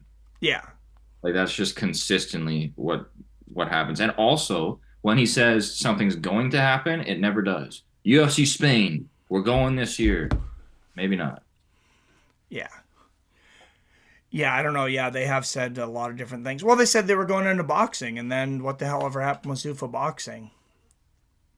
I almost guarantee you there's a lot of talk behind that we don't know about behind closed doors that is like, hey, Dana, you do this and this. This is your thing. You don't fuck with this, and we'll do this for you. Yeah, here you go. Enjoy Power Slap. Like, fuck. Enjoyed Power Slap? What? What I said? What did you say? Like, I said, here's Power Slap. Like, Oh, instead yeah. of anything else. Oh, I get what you're saying. Yeah. The thing that no one asked for. To this day, nobody asked for it. It's the Elite Fighter Weirdo Club. Yeah. Basically what it is. Maybe it's the Illuminati. Maybe the Illuminati goes there. It's like the poor version. Yeah. I've heard these guys get paid like $500 too. Oh, it's absurd. Or like 1,000. Yeah, it's crazy. Yeah. Can you I don't care if imagine? it's 2,000. You're not slapping me like that for $2,000, and I don't have a Especially lot the of big money. dudes, the great big, like 300, 350 pound Samoan guys just smashing each, like that's crazy. Oh, fuck that. Also, you ever think about this? How do you practice for that? You just get slapped in the face, CTE for practice? Like, what do you do? I guess, man. Right? Yeah, that's Because in like any other sport, you work on your defense. There's all kinds of things you do. How do you work on your defense for that? You just take shots? yeah. Like, Because the more times you get hit and knocked out, we know that your chin actually gets weaker. So it's a good yeah, but point. you can't just go into that having never been slapped before, or you're gonna freak the fuck out, and you're gonna wince, and you're gonna like move, right? And then you have to get slapped again because you're not allowed to move when you get hit. Imagine if one of those 350-pound guys slapped you. Yeah, it wouldn't be good, man. You go Dude, I flying. know. I know I'd be flinching. He'd have to slap me 12 times. I'd be in the morgue at the end. I don't understand that sport. Robert said, I did the dude is how I first read that. That is what it says. What dude? yeah, dude, is a has been. Francis is a blink in the MMA and boxing. What is your deal that you don't like Francis Ngannou, Robert? That one kind of. You know what it is. He knows that he'd beat Jon Jones. Ah. He's threatened. He's threatened his king. Like Francis' life story, but as a fighter, I don't think he's that good. What does that mean? His life story isn't that good? What the fuck does that even mean? His life story sucks, man. Fuck his life story. No, I get what he means. I speak drunk. He's saying his story's good, but he doesn't think he's a great fighter. But yeah. I mean, I think he was definitely very good. He knocked out Stipe. When Stipe The was. second fight in particular, I think, was his most impressive MMA performance ever. Yeah. He's gonna be fighting too, not too long, right? Isn't it this summer? Francis? Yeah, he's going to be fighting The great big giant wall of Brazil guy. Yeah, what the hell is this guy's name? I want to say Renan Fahea. That's it. That is it. Okay. Yep. How can you say as a fighter he sucks, man? I don't understand that. And I know like I'm a bit of a fan of him, but like I'm not a huge fan. I don't love his personality or anything. I just actually think he beats everybody. The only guy who I don't think for sure he beats is Aspinall. And that's like the prime Ngannou version. Yeah. But I think he beats Jones. To this day, I think he beats Jones. I think Aspinall beats Jones too, though, to be honest. Yep, 100%. Yeah. I still can't believe Aspinall's last performance. Stipe got screwed not getting that rematch. Well, I do you think retarded, buddy. What the hell are you talking about? All due respect, Rob. You know I love you, but like Stipe has no chance. But then again, like Stipe versus Jones, the fact that that's still going to happen for the title is ridiculous. Well, Stipe is like 45 years old. I mean, he's old as shit. He can barely walk. No one will ever beat Jones. Well, that's just ridiculous. What about this, Mike? Who do you think wins between Renan Fahea and Jon Jones right now? I got to say Jones on that. I think so too. Yeah. And then what about let's do some fantasy matchups. What about between Pavlovich and Jones? I would pick Pavlovich if I was betting. Yeah, I would pick Jones. Okay. But I think Aspinall beats him, and I think if Ngannou takes MMA seriously again, I think he beats him as well. Yeah. I mean, taking Ngannou inside, I think Sergey Pavlovich, I think, is the second best heavyweight in the UFC right now. He just ran into Aspinall. Yeah, his next fight's going to be interesting because I think it's a really bad matchup against Volkov. I think he should win, but I think it's really close. Okay. Because it'll be a kickboxing match. Yeah. And that's what Volkov does. So. Yeah, I don't know. I think Sergey starches him. Maybe, yeah, no, it's a likely outcome for sure. Yeah. Phil says, "What up? I don't know enough about MMA Guru to say anything. I don't watch his crap. Cheers." I like that. Cheers. No, he made a 42-minute like documentary on the gayness of Jon Jones. Did you hear what he said today? and this is weird for me to even say because I think I watched a total between yesterday and today. I think I watched about 10 minutes total of his video, of the Guru's video. I didn't hear. No. He's making a part 2.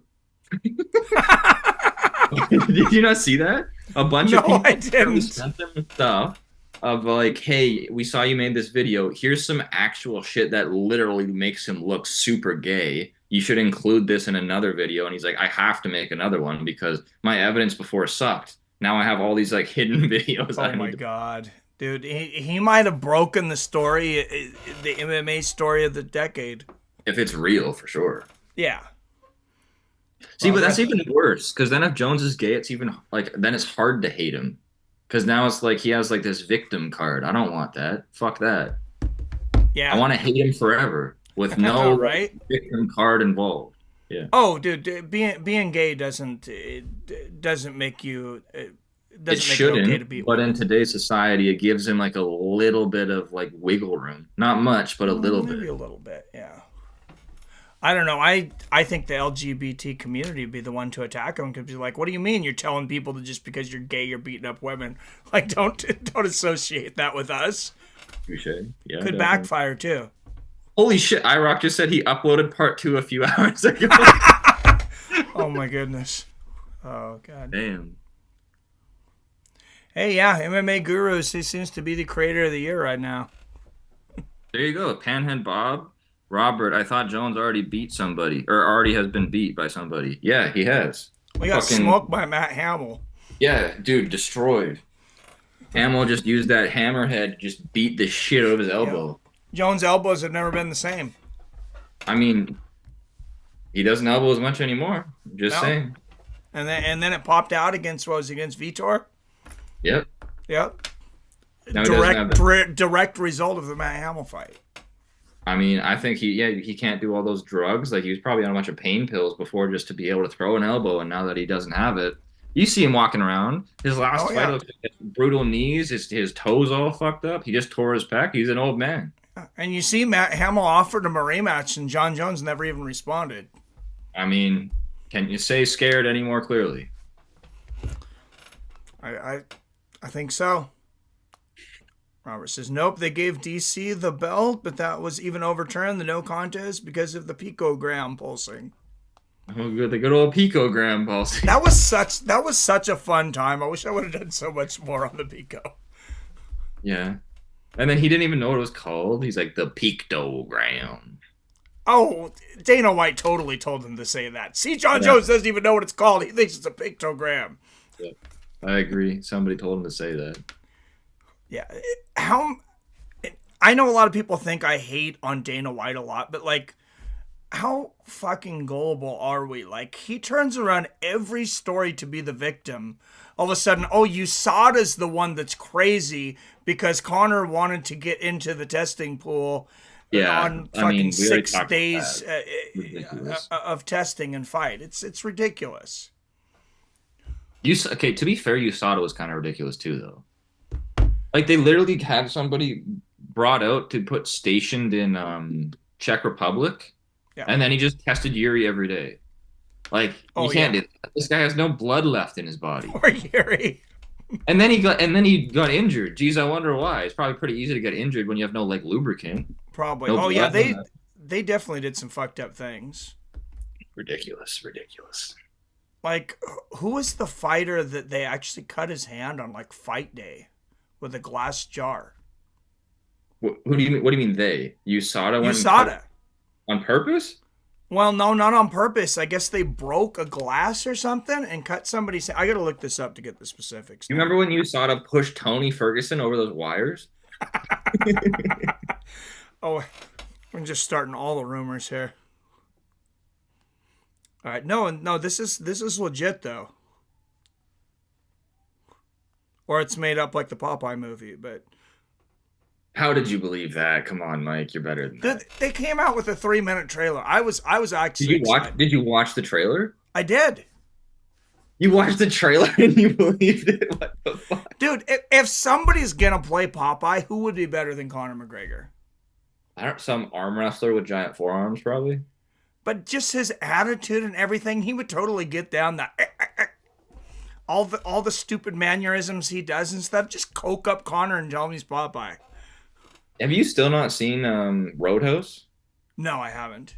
Dude, you need to watch it. It's so funny. It's literally just him coked up and everybody like doesn't know what to do with him, and it makes the movie freaking awesome. I might have to watch that tonight. I still think you should make a reaction to it. All That's right. my opinion. Okay, fighter cut by USADA. God, it was a big name too. What are you talking about now? I don't even remember. The guy who got cut during a testing thing. They were like testing him on like the day of the event. Okay, Panhead Bob. And they cut somebody's hand. For the rest of the stream, this is good stuff for sure. I've got to go over to my neighbor's house before it gets dark. All right, man. Well, thanks for coming. All right, yeah. Thanks for hanging out with us. Have a good night, man. Didn't Rory McDonald get a fight canceled because he cut himself cutting an avocado? What the fuck? I don't remember that. Oh, you don't remember that? That was a huge meme. Was that real? Oh, that was totally real. Tommy Tohold made a video on it too. Yeah, no, that was totally real. So that was way back when he was in the UFC. If it was Tommy Tohold. Yep. Yeah. Yeah. Oh yeah, that was a long time ago. I went like that might probably like 2014. I don't remember that. Might not have been that far back, but pretty close.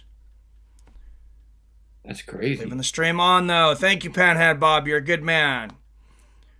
Night, sir. Robert says, I remember that. You saw we were up to 17 people for a brief second there, hey? Yeah.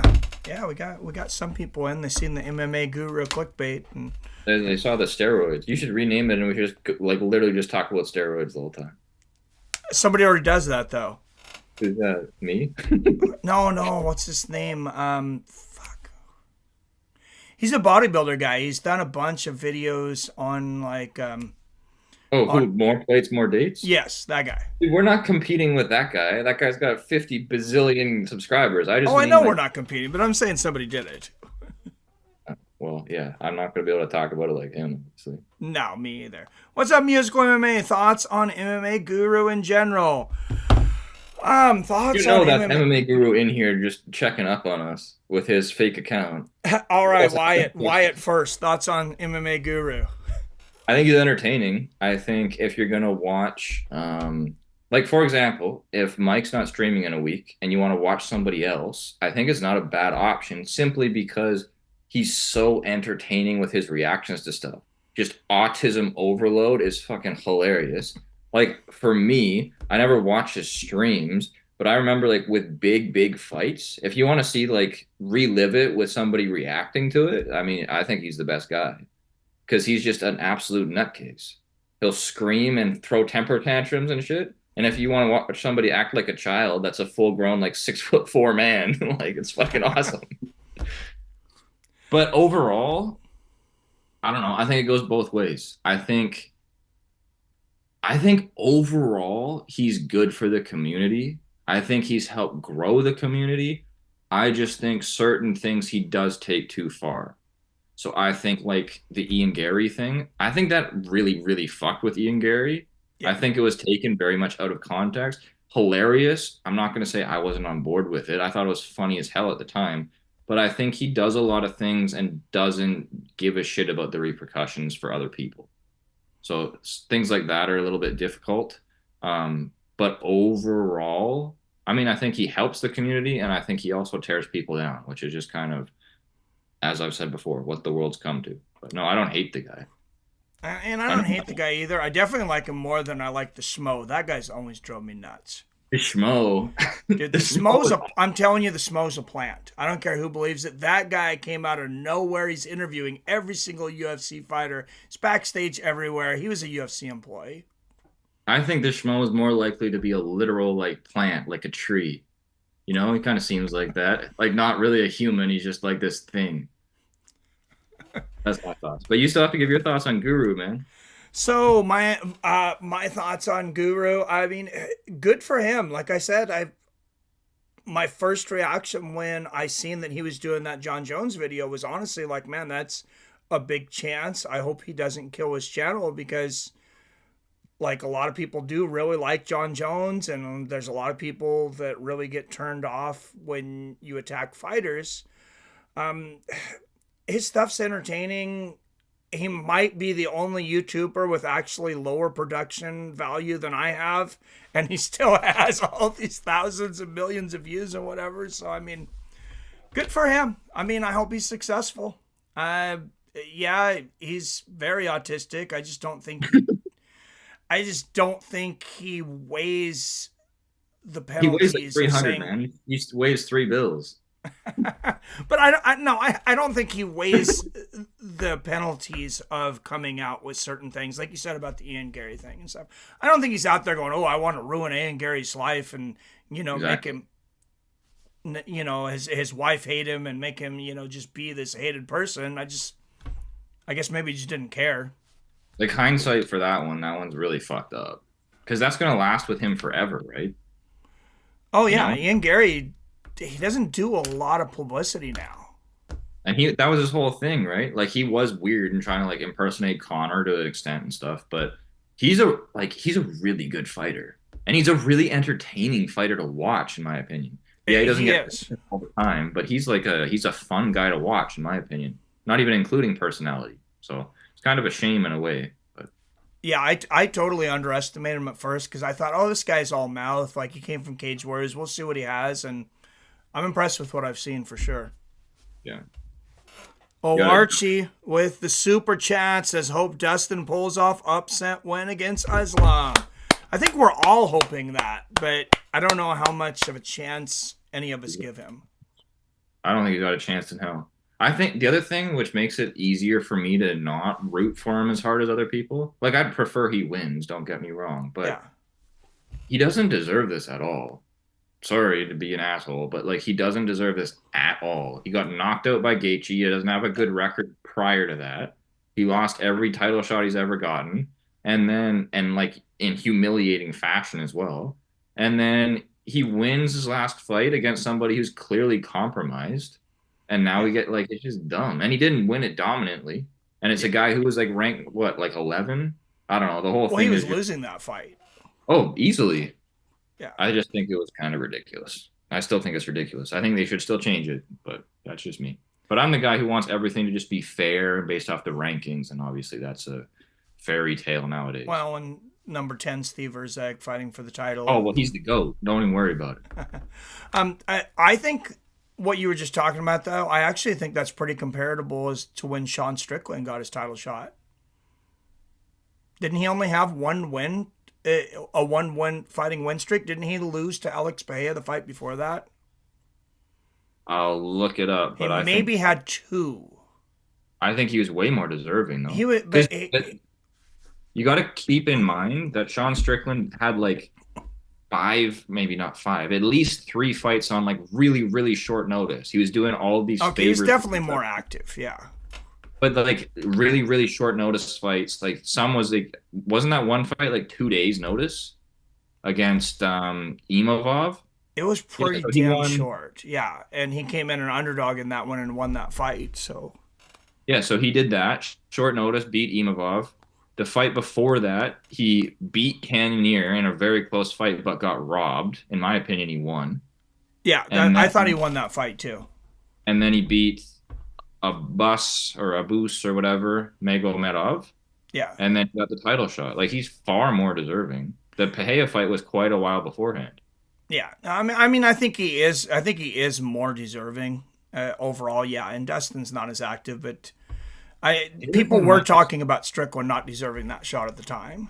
There wasn't a better option. It's the same thing with Urseg, right? There's no Yeah. good option. Like now, you could say maybe Perez is a better option, but like not really. And then, well, really not at all. So still Urseg's the best option.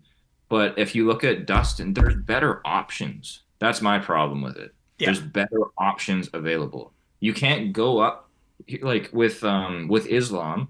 Dude is just AWOL, right? I understand Ramadan, but he's not negotiating with the UFC. He's just gone. Yeah. He doesn't fight frequently. And now all of a sudden he's fighting on this date no matter what. His next fight is so freaking obvious. It's Arman Sarukian. It's not even a question. Yeah. Who's most deserving? Well, it's either going to be Justin or it's going to be Arman. Justin lost, so it's clearly Arman. Yeah. And then, oh, well, Dustin just got knocked out by fucking Justin, so let's give him the shot. It like makes zero sense to me. Oh yeah, no, yeah, that's a good point with him getting knocked out by Gaethje. Yeah, no, I don't think he deserves it either. Crazy to me. Anyway, we should probably read what the hell is going on here. Speaking of that, though, have you looked at the odds on Dustin and Islam? What is it, like 4-1? Yeah, plus 410 on Dustin, minus 550 on Islam. I completely agree with those lines. You do or don't? I do. I think Yeah. Dustin should be a 4-1 underdog. Yeah, it's changed a bit because it was 4-1 favorite before. I think it opened minus 400, but yeah, minus 400 to minus 550. Like I think that's all about the right range. 550 is getting a little steep just because he's got a chance, but Yeah. not a big chance.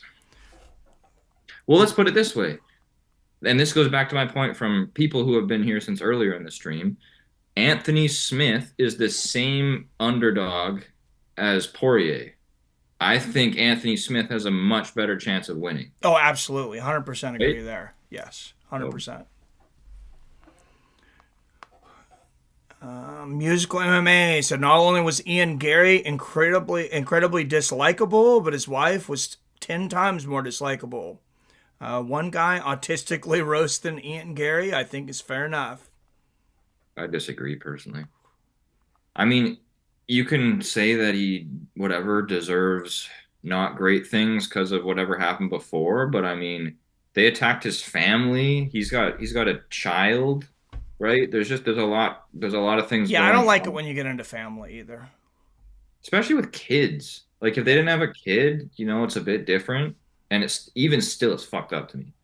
But when you have like a child involved and the parents are going to be all panicked and like maybe they already, what if they already were kind of like going through a tough time with something in their relationship or with other family stuff and now they got this crazy thing on top of it? I just don't like it personally.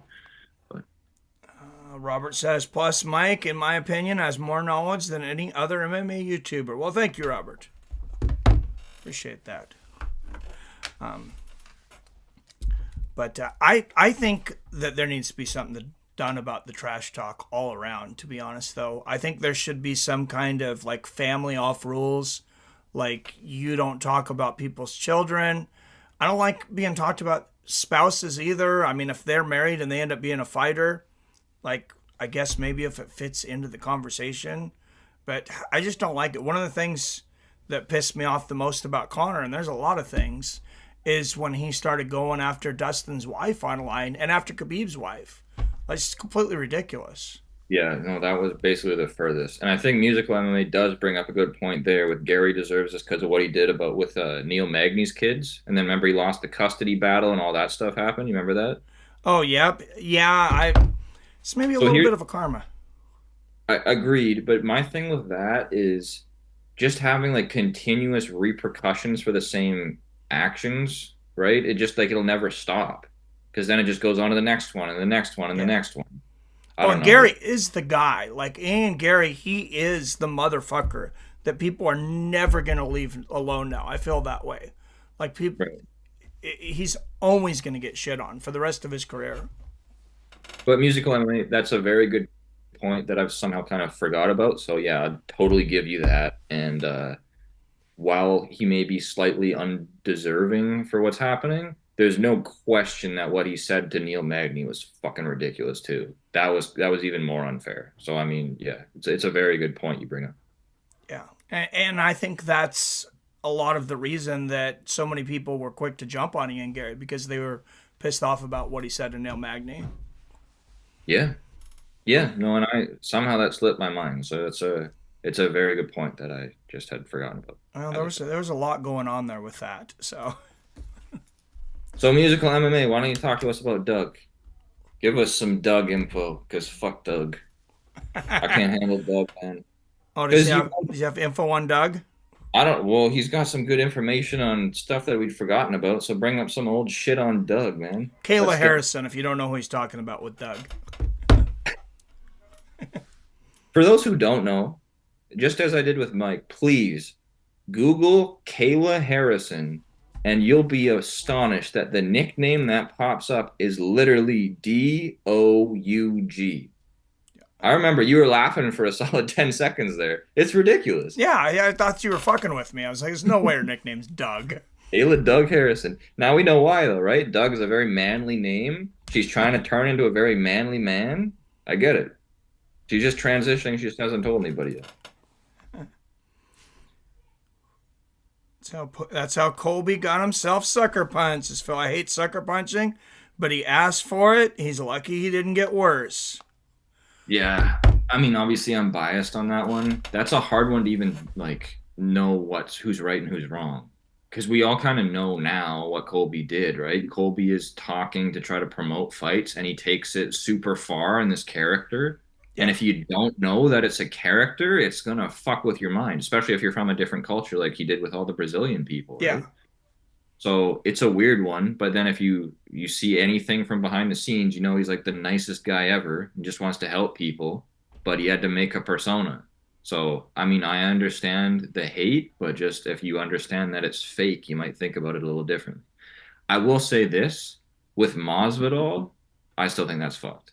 If a Brazilian person sucker punched him and he talked about them and said a bunch of shit about them, okay. But Masvidal is just like a loose cannon, ridiculous.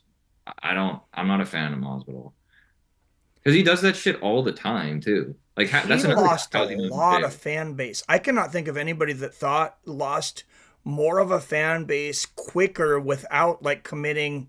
I mean, I guess it was kind of a crime. Totally a crime. Most people are in jail from that. Yeah, and it was a crime, but I mean, the way his popularity drops is the way your popularity drops when you get caught diddling kids. That's like P. Diddy level almost. He still has fans. I feel like he was one of the most beloved fighters and went to probably one of the more hated. From that incident alone? What's that? From that incident alone? I think there was more to it. I think he got cocky. I think people just, I think they kind of forgot where he had came from.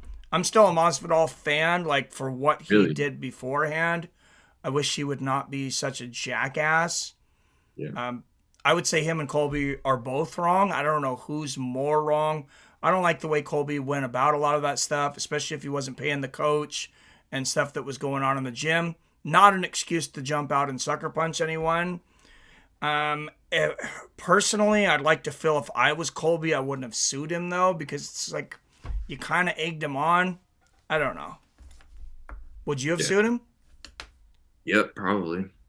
I mean, it's also hard because we don't know the intricacies of the situation. So how are you supposed to know? Because there's a lot of stuff going on there. But if you don't feel like you did anything seriously wrong, which I don't know the details, as I said, and then somebody smashes you in the face in public and there's all kinds of evidence for it and you hate this person and you just beat... Here's the other thing, Mike. He just beat the shit out of Masvidal in a fight. Yeah. Right? That was a few weeks before. You had your chance to beat him up. You got your ass beat. Instead of taking your beating like a man, you went and had to do something below the belt afterwards. Oh, it's totally fucked. Yeah. So, yeah, no, I'm definitely Colby's side, but you already knew that. And I also think it's hard to even take much of a side because I think there's a lot going on. Yeah. I mean, these guys were best friends at one time too, and honestly, that's sad. What went on there between the coaches and those two guys and stuff, that is obviously, it's obviously real. It's obviously not fake, and it's not what's the word for it? A repairable relationship. Those guys are not going to be friends. Mm-hmm. Phil says, I was a Masvidal fan until that sucker punch. Okay, so there's a good example. Yeah. Even if he was extremely provoked, hitting someone for words is something that I've never done, but Colby knowing who Masvidal is should have known. I mean, I don't think he even knew he was there, though, did he? No, I mean, he sucker punched him. I don't even think he knew he was in the area. He just ducked, hid behind something out of a corner and bam. It's a pussy move. Big time. All right, do you want to read the drunken comment? I just don't want to Ronda Rousey gave Kayla Harrison the nickname Doug and gave her a black belt with the name Doug on it, so that became her nickname. I did not know that. Thank you, Robert. Okay, but why?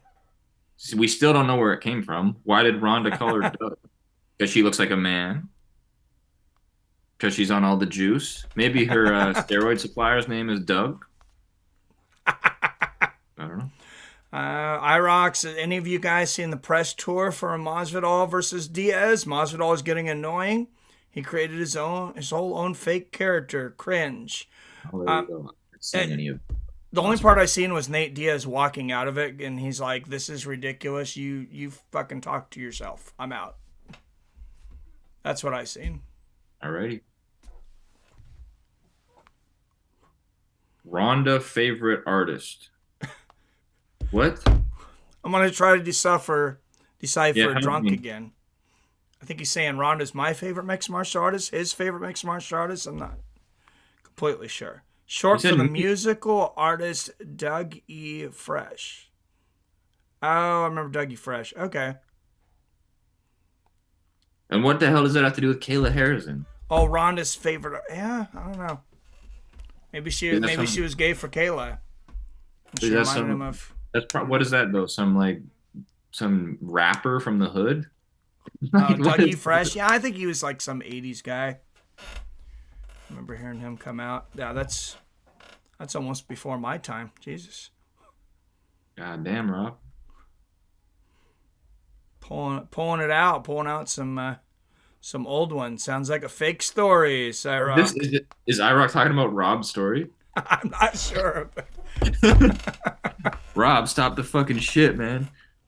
I want to go back and watch Kayla Harrison videos in judo now, though. Don't take it back, IROC. This is a fake story. Not that you're lying, Rob. What the hell does that mean? That's like you're lying, Rob. Not that you're lying, Rob. All right, don't pick on Rob. Oh, Ronda's lying. Oh, Ronda's lying. Oh, okay. Hey, stay away from my woman. Ronda's my girl. I couldn't think of a nickname. Kept trying to come up with nicknames. Kayla didn't like any, so Ronda said your name is Doug. How could she not come up with He-Man? Now you're just acting like you're in the room, Rob. Like this sounds like you were like there for every piece of the story. Well, Ronda has written 2 books now, so which I just bought one of them, her new one. But you just bought her book?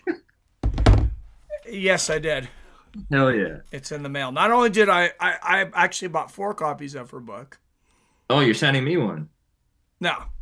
I wasn't, but so right. I bought 2 of the regular ones that are signed by her, still waiting to be signed. But then there was 500 of a gold edition, so I bought 2 of those, one for me and one for my daughter because she loves Ronda Rousey. Is Ronda Rousey your favorite fighter of all time? Favorite female fighter? I don't know. I don't know if I really have a favorite. Anderson Silva, I've only said my favorite, but Rousey's definitely up there with him. But would you rather have a signed book from Ronda Rousey or from Anderson Silva? Either one. It's about a tie. I don't know that I really have a preference. Okay. See a video just re-watched real fast. No. Read it properly. That he just re-watched real fast. Robert, I cannot even decipher you tonight. I thought I was fluent and drunk, but I see a video just re-waxed. What are you waxing, Rob? So I had all the facts. Do fuck off. Oh, he's telling you fuck off because he just watched a video with all the facts in it about the Ronda Rousey, Kayla Harrison thing. See, I'm good at this. How much attention can he pay to the video with this level of typing going on? How many beers did you drink before you watched the video, Rob? Rob, is the TV even on, or are you like making up this video and running you on psychedelics or something? It's a good story, man. Yeah, I will post the interview. All right, man. Yep. Post it on the Facebook community. All right. Anything else anybody wants to talk about here real quick before we wrap this up? Oh, I got a random stat for you. What's that? Okay, so you'll get this right away. Who's the leader in strikes landed in the UFC? Max Holloway. Right. Here's the craziest thing. if you remove his first 18 fights, I didn't even know he had 18 fights. That's a lot of UFC fights. These are all UFC fights. Yeah, he was super young when he came in the league. If you remove his first 18 UFC fights and erase them from his record and from all the stats, he still has the record. Damn. How crazy That's is that? crazy. Yeah. Nuts. Yeah, Max is a machine. Oh, now he's bringing out the astrology. I have 2 devices. I am a Gemini. I can multitask. Oh, this is awesome. But oh yeah, Rob, keep it coming. This shit's awesome. I made me forget what I was going to say next. Actually, I had a thought, and are you a Gemini? Mike? What's that? Are you a Gemini? No, I'm not. You but it's just multitask. Get on Rob's level, man. And just distracted me, and now I can't remember. Lands most of what he throws. The true BMF. Yep. Oh, that's what I was talking about. What do you think's next for Max? Do you think it's Ilia Topuria, or do you think he stays at 155? I mean, this guy is so happy about having all these options, which I agree is like a good way to look at it. It's a positive thing. You have these options. I think it's a terrible situation in a way. Because now it's like, what the hell is he supposed to do? Is he supposed to fight at lightweight? I think he gets murdered if he tries to fight like Islam or somebody like that. Somebody's going to grapple him. I don't think that's... I think he's going to... Honestly, I think he's going to have a hard time going back to 45. That cut already killed him. I think he's a little bit bigger. Yeah. And I think that little bit is going to make it infinitely more difficult to make 45. Because he's not like Volkanovski where he has all this muscle to like drain all the weight out of. You know? Yeah. Like... skeletal-wise, he's just big, and now that he has more muscle, I just think it's going to be really hard to make. Yeah, it's not going to be an easy cut, but I don't think we've talked about it since we're on here, though. Can we talk about the genius of Max's game plan against Justin Gaethje? Because that shit was absolutely genius. The way he timed that spin kick every time Justin Gaethje would drop, it would drop his head, and then he catches him with it at the end of the first round, breaks his nose. Yeah. Master game plan. Yeah, no, it was perfect. And I mean, they obviously saw how in Justin's last fight against Poirier, he was always dipping his head to high kicks, right? Yeah. So, yeah, he read it well, definitely. Well, I think we don't always give Max the kind of credit for things like that. We think about him as being tough and throwing a lot of shots and not being able to knock people out. Well, that's all true as well. He also doesn't he have the record for the most strikes absorbed? Yeah, pretty sure. He's definitely hittable, but we seen head movement against Gaethje too. I think that's probably the best head movement I've seen from him. That's his best performance ever. But I mean, the other thing, round 2, 3, and 4, he wasn't doing much of anything. There wasn't much going on. You know what I mean? Because, I mean, Justin got his nose broken, clearly out of it. Then he got poked in the eye twice. You should be able to finish that guy. Yeah. You know, or like dominate the rounds. This guy's so compromised, and he just kind of didn't do anything for 2, 3, and 4. So yeah, it was an amazing fight. He did really well, but I thought it was really weird how he didn't dominate when Justin was so compromised. Yeah, those ones were really close. Yeah, I don't know what that was about. I know he kept landing that spin kick, but yeah. It just seemed weird. And I know he was worried about the danger of Justin knocking him out, but it was just weird that he couldn't take advantage more of the situation, in my opinion. Okay, fair enough. Yeah, but I mean, how bad? Yeah, no, don't get me wrong. It was still great. I was just surprised because of how high level he looked in round 1. How brilliant he looked in round 5. I thought it was really weird how round 2, 3, and 4 just kind of not much happened there other than the fouls. Yeah, no, that's true. And I've only watched the fight once. I haven't went back and watched it again. Same. He won every round, clearly, don't get me wrong. But I just thought it was weird how he was so dominant in 2 of the rounds, and then when Justin was the most compromised, he wasn't able to capitalize. Thought it was kind of weird. Yeah. No, that's true. What's up, Jesus? You kind of got I got ratioed. What do you mean I got ratioed? Is your thumbs down on here or something? No, I don't think so. Everybody's hating. Did I? Yeah, I don't. I have no idea what he's talking about, but I'm really curious what he's talking about, actually. Yeah, I don't know. Jesus, what's that mean, says Phil. Well, I mean, I know what ratioed means. I just don't know where it's coming out here. Is it in the comments, I guess? I don't know. Maybe you got ratioed by MMA Guru's video. Like, no, Did I? Did he already go after me? no, I mean, like his original video probably has way more views. Oh, of course. Yeah, MMA cool. Guru fans, be mad. All right, says the vote in terms of YouTube. Hey, I already said I don't have anything against MMA Guru. I think he does a great job. Well, okay, I don't have a lot against him. I don't hate the guy. In terms of YouTube, oh, your poll. Oh, okay. Gotcha, Jesus. That's a weird thing to say, though. You got ratioed because a bunch of people interacted with your poll and said neither. I guess. I don't know. Yeah. I mean, people like Jon Jones for some strange reason. I think most people, I mean, not Robert, but I think most people that like Jon Jones definitely like him because they are attracted to him. Especially gay men. Okay. Like almost 100% exclusively. Is that maybe that's why Rob's so flustered with his words? Maybe he's like Jack on the background here. Been watching you for years, dude, as well as a Guru. All love. I thought I recognized you, Jesus. No, love back to, and I'm just teasing you about the gay thing too. What would you think if Guru made a Michael Chandler video about adopting black kids? Hasn't he already done that? I feel like he's already done that. Somebody was commenting. I don't think he made a video, but yeah, he's getting a bunch of hate from some community for how he's raising his black kids. That's over my head. That's not a subject I really want to touch, I think. All right, let's talk about Donald Trump. Oh my goodness. Weird. Come on, bro. You're stretching it. What am I stretching, JS? Give me something. I think he's talking about Jesus. Oh, okay. I see what you're saying.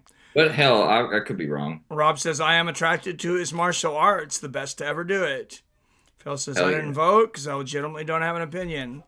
Yeah, Phil's like, who the fuck is that guy? Like, no idea who MMA Guru is, but...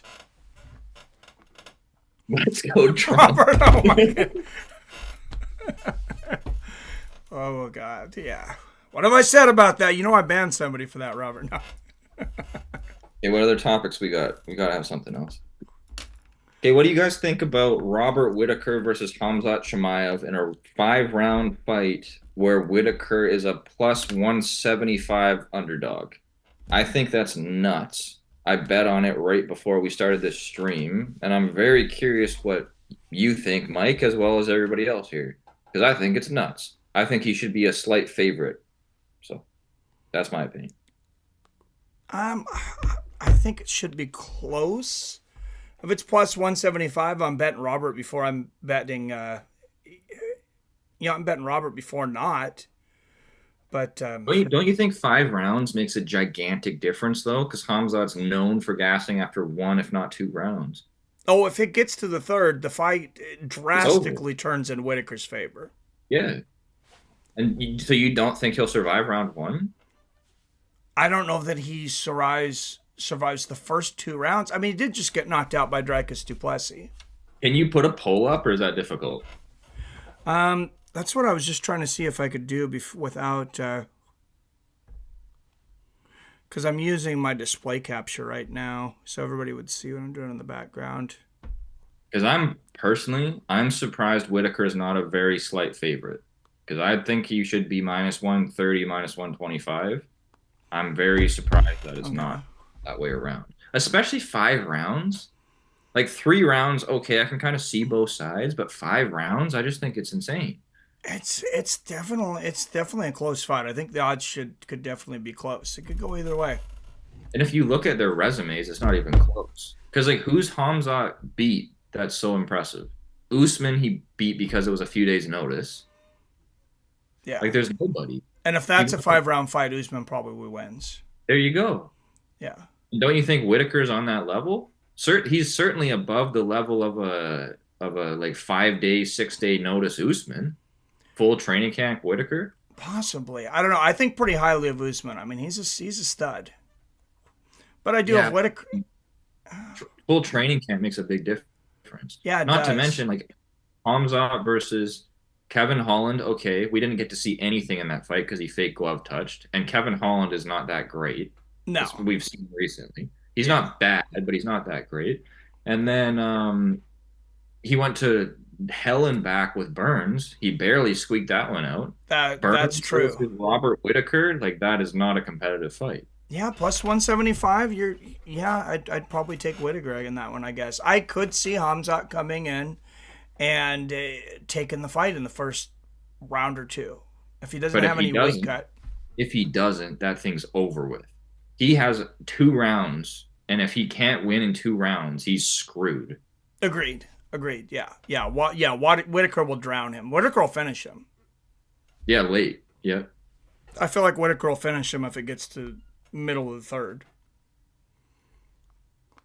Oh, JS says about the Holloway thing. Oh, weird. Come on, bro. You're stretching it about the Max Holloway thing. What about the Holloway thing? Which part of it? I don't remember. It was so long ago, I've forgotten. Sorry we missed your comment, or just we're too stupid to understand what the hell you're talking about. Yeah, sorry, JS. If you want to give us more on that, we'll do our best. Usman put on a great fight against Hamzat. Agreed, Phil.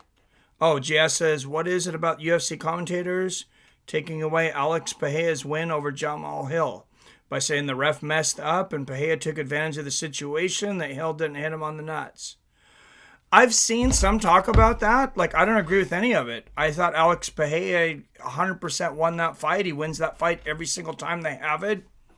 I was just upset I didn't bet more on Alex because me and Wyatt talked about it. I think we were both pretty much in agreement that Hill had a very slim chance of winning that fight. I still think the slim chance was in huge part because of the injury, though. That was my whole angle. I thought he came back way too soon. Yeah. And I think he would have lost this anyway. But I still like full camp Hill healthy versus Pereira. I still think that's a very intriguing fight. I honestly do understand the point that they stopped the action in the fight, right? After the nut shot. Yeah. Pereira never looked away. And actually, if you look at the replay, this is where it does matter. He continued to move forward.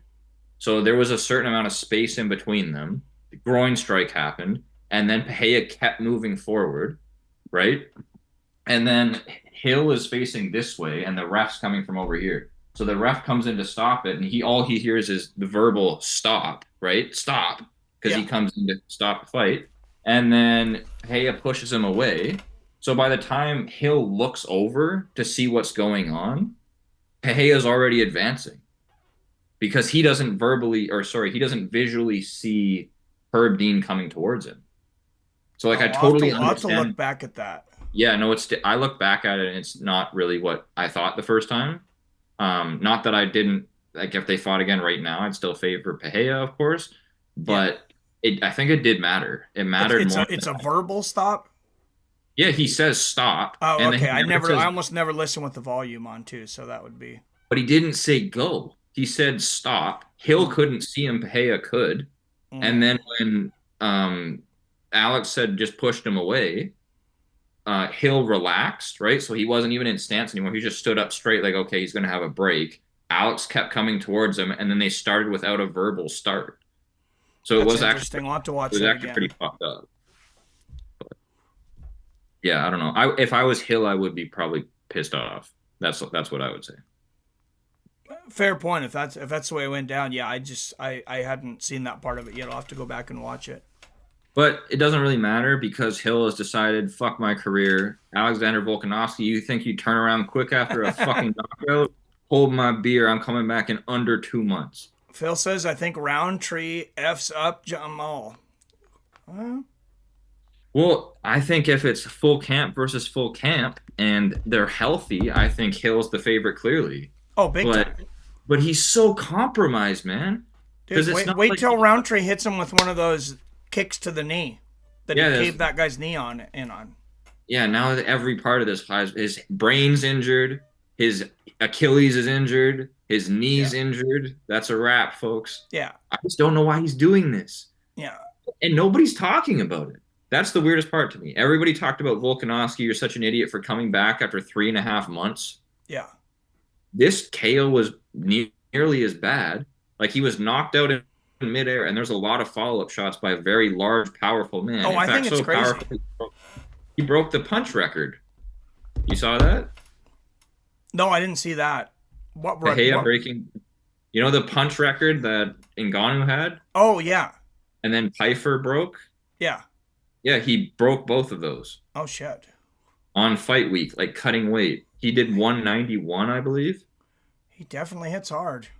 So it's like, just if you're going to get knocked out and then get follow-up shots, that's probably not the guy you want to do it against and then turn around right away with your still compromised Achilles. Like, this guy's insane. Yeah. Take some time, man. He's not even that old, and he's going to ruin his whole he's not at all. I think it's outrageous. JS says Bahia and the ref moved at the same time when the ref was about to stop. He didn't advance after he stopped the fight. Where is this? JS, four comments from the bottom. Fourth one up. Bahia and the ref move at the same time when the ref was about to stop. He didn't advance after. Dude, you need to watch it again. I'm telling you, you'll see it differently, because he advances when Hill is in like upright position. Like, he has his knees bent and he's like in fight stance, and then he like relaxes, and then they start it again without Hill knowing it started, and then he advances while Hill is still like not even in fight stance. So I'm not saying they advanced at the same time. I'm saying he advanced when Hill thought there was a break, and nobody told him when it started again. Yeah, like I said, I'll have to rewatch it again because I missed all that, I guess. Phil says they touched hands and started, then bam. Yeah, well, they touched hands when he was standing upright, and then he just fucking smashed him out of the floor. It's kind of ridiculous. All right, well, I'm going to have to cut short because I got to let some dogs out. Okay. So, but thanks everybody for tuning in. Thanks, Wyatt, of course, for being on here with us. Of course. Thanks to all the new comments. So, and like I said, I don't hate MMA Guru. I will fight him for a certain amount of money, but that doesn't mean I hate him. So, but yeah, thanks for tuning in, everybody, and we'll see you guys next time.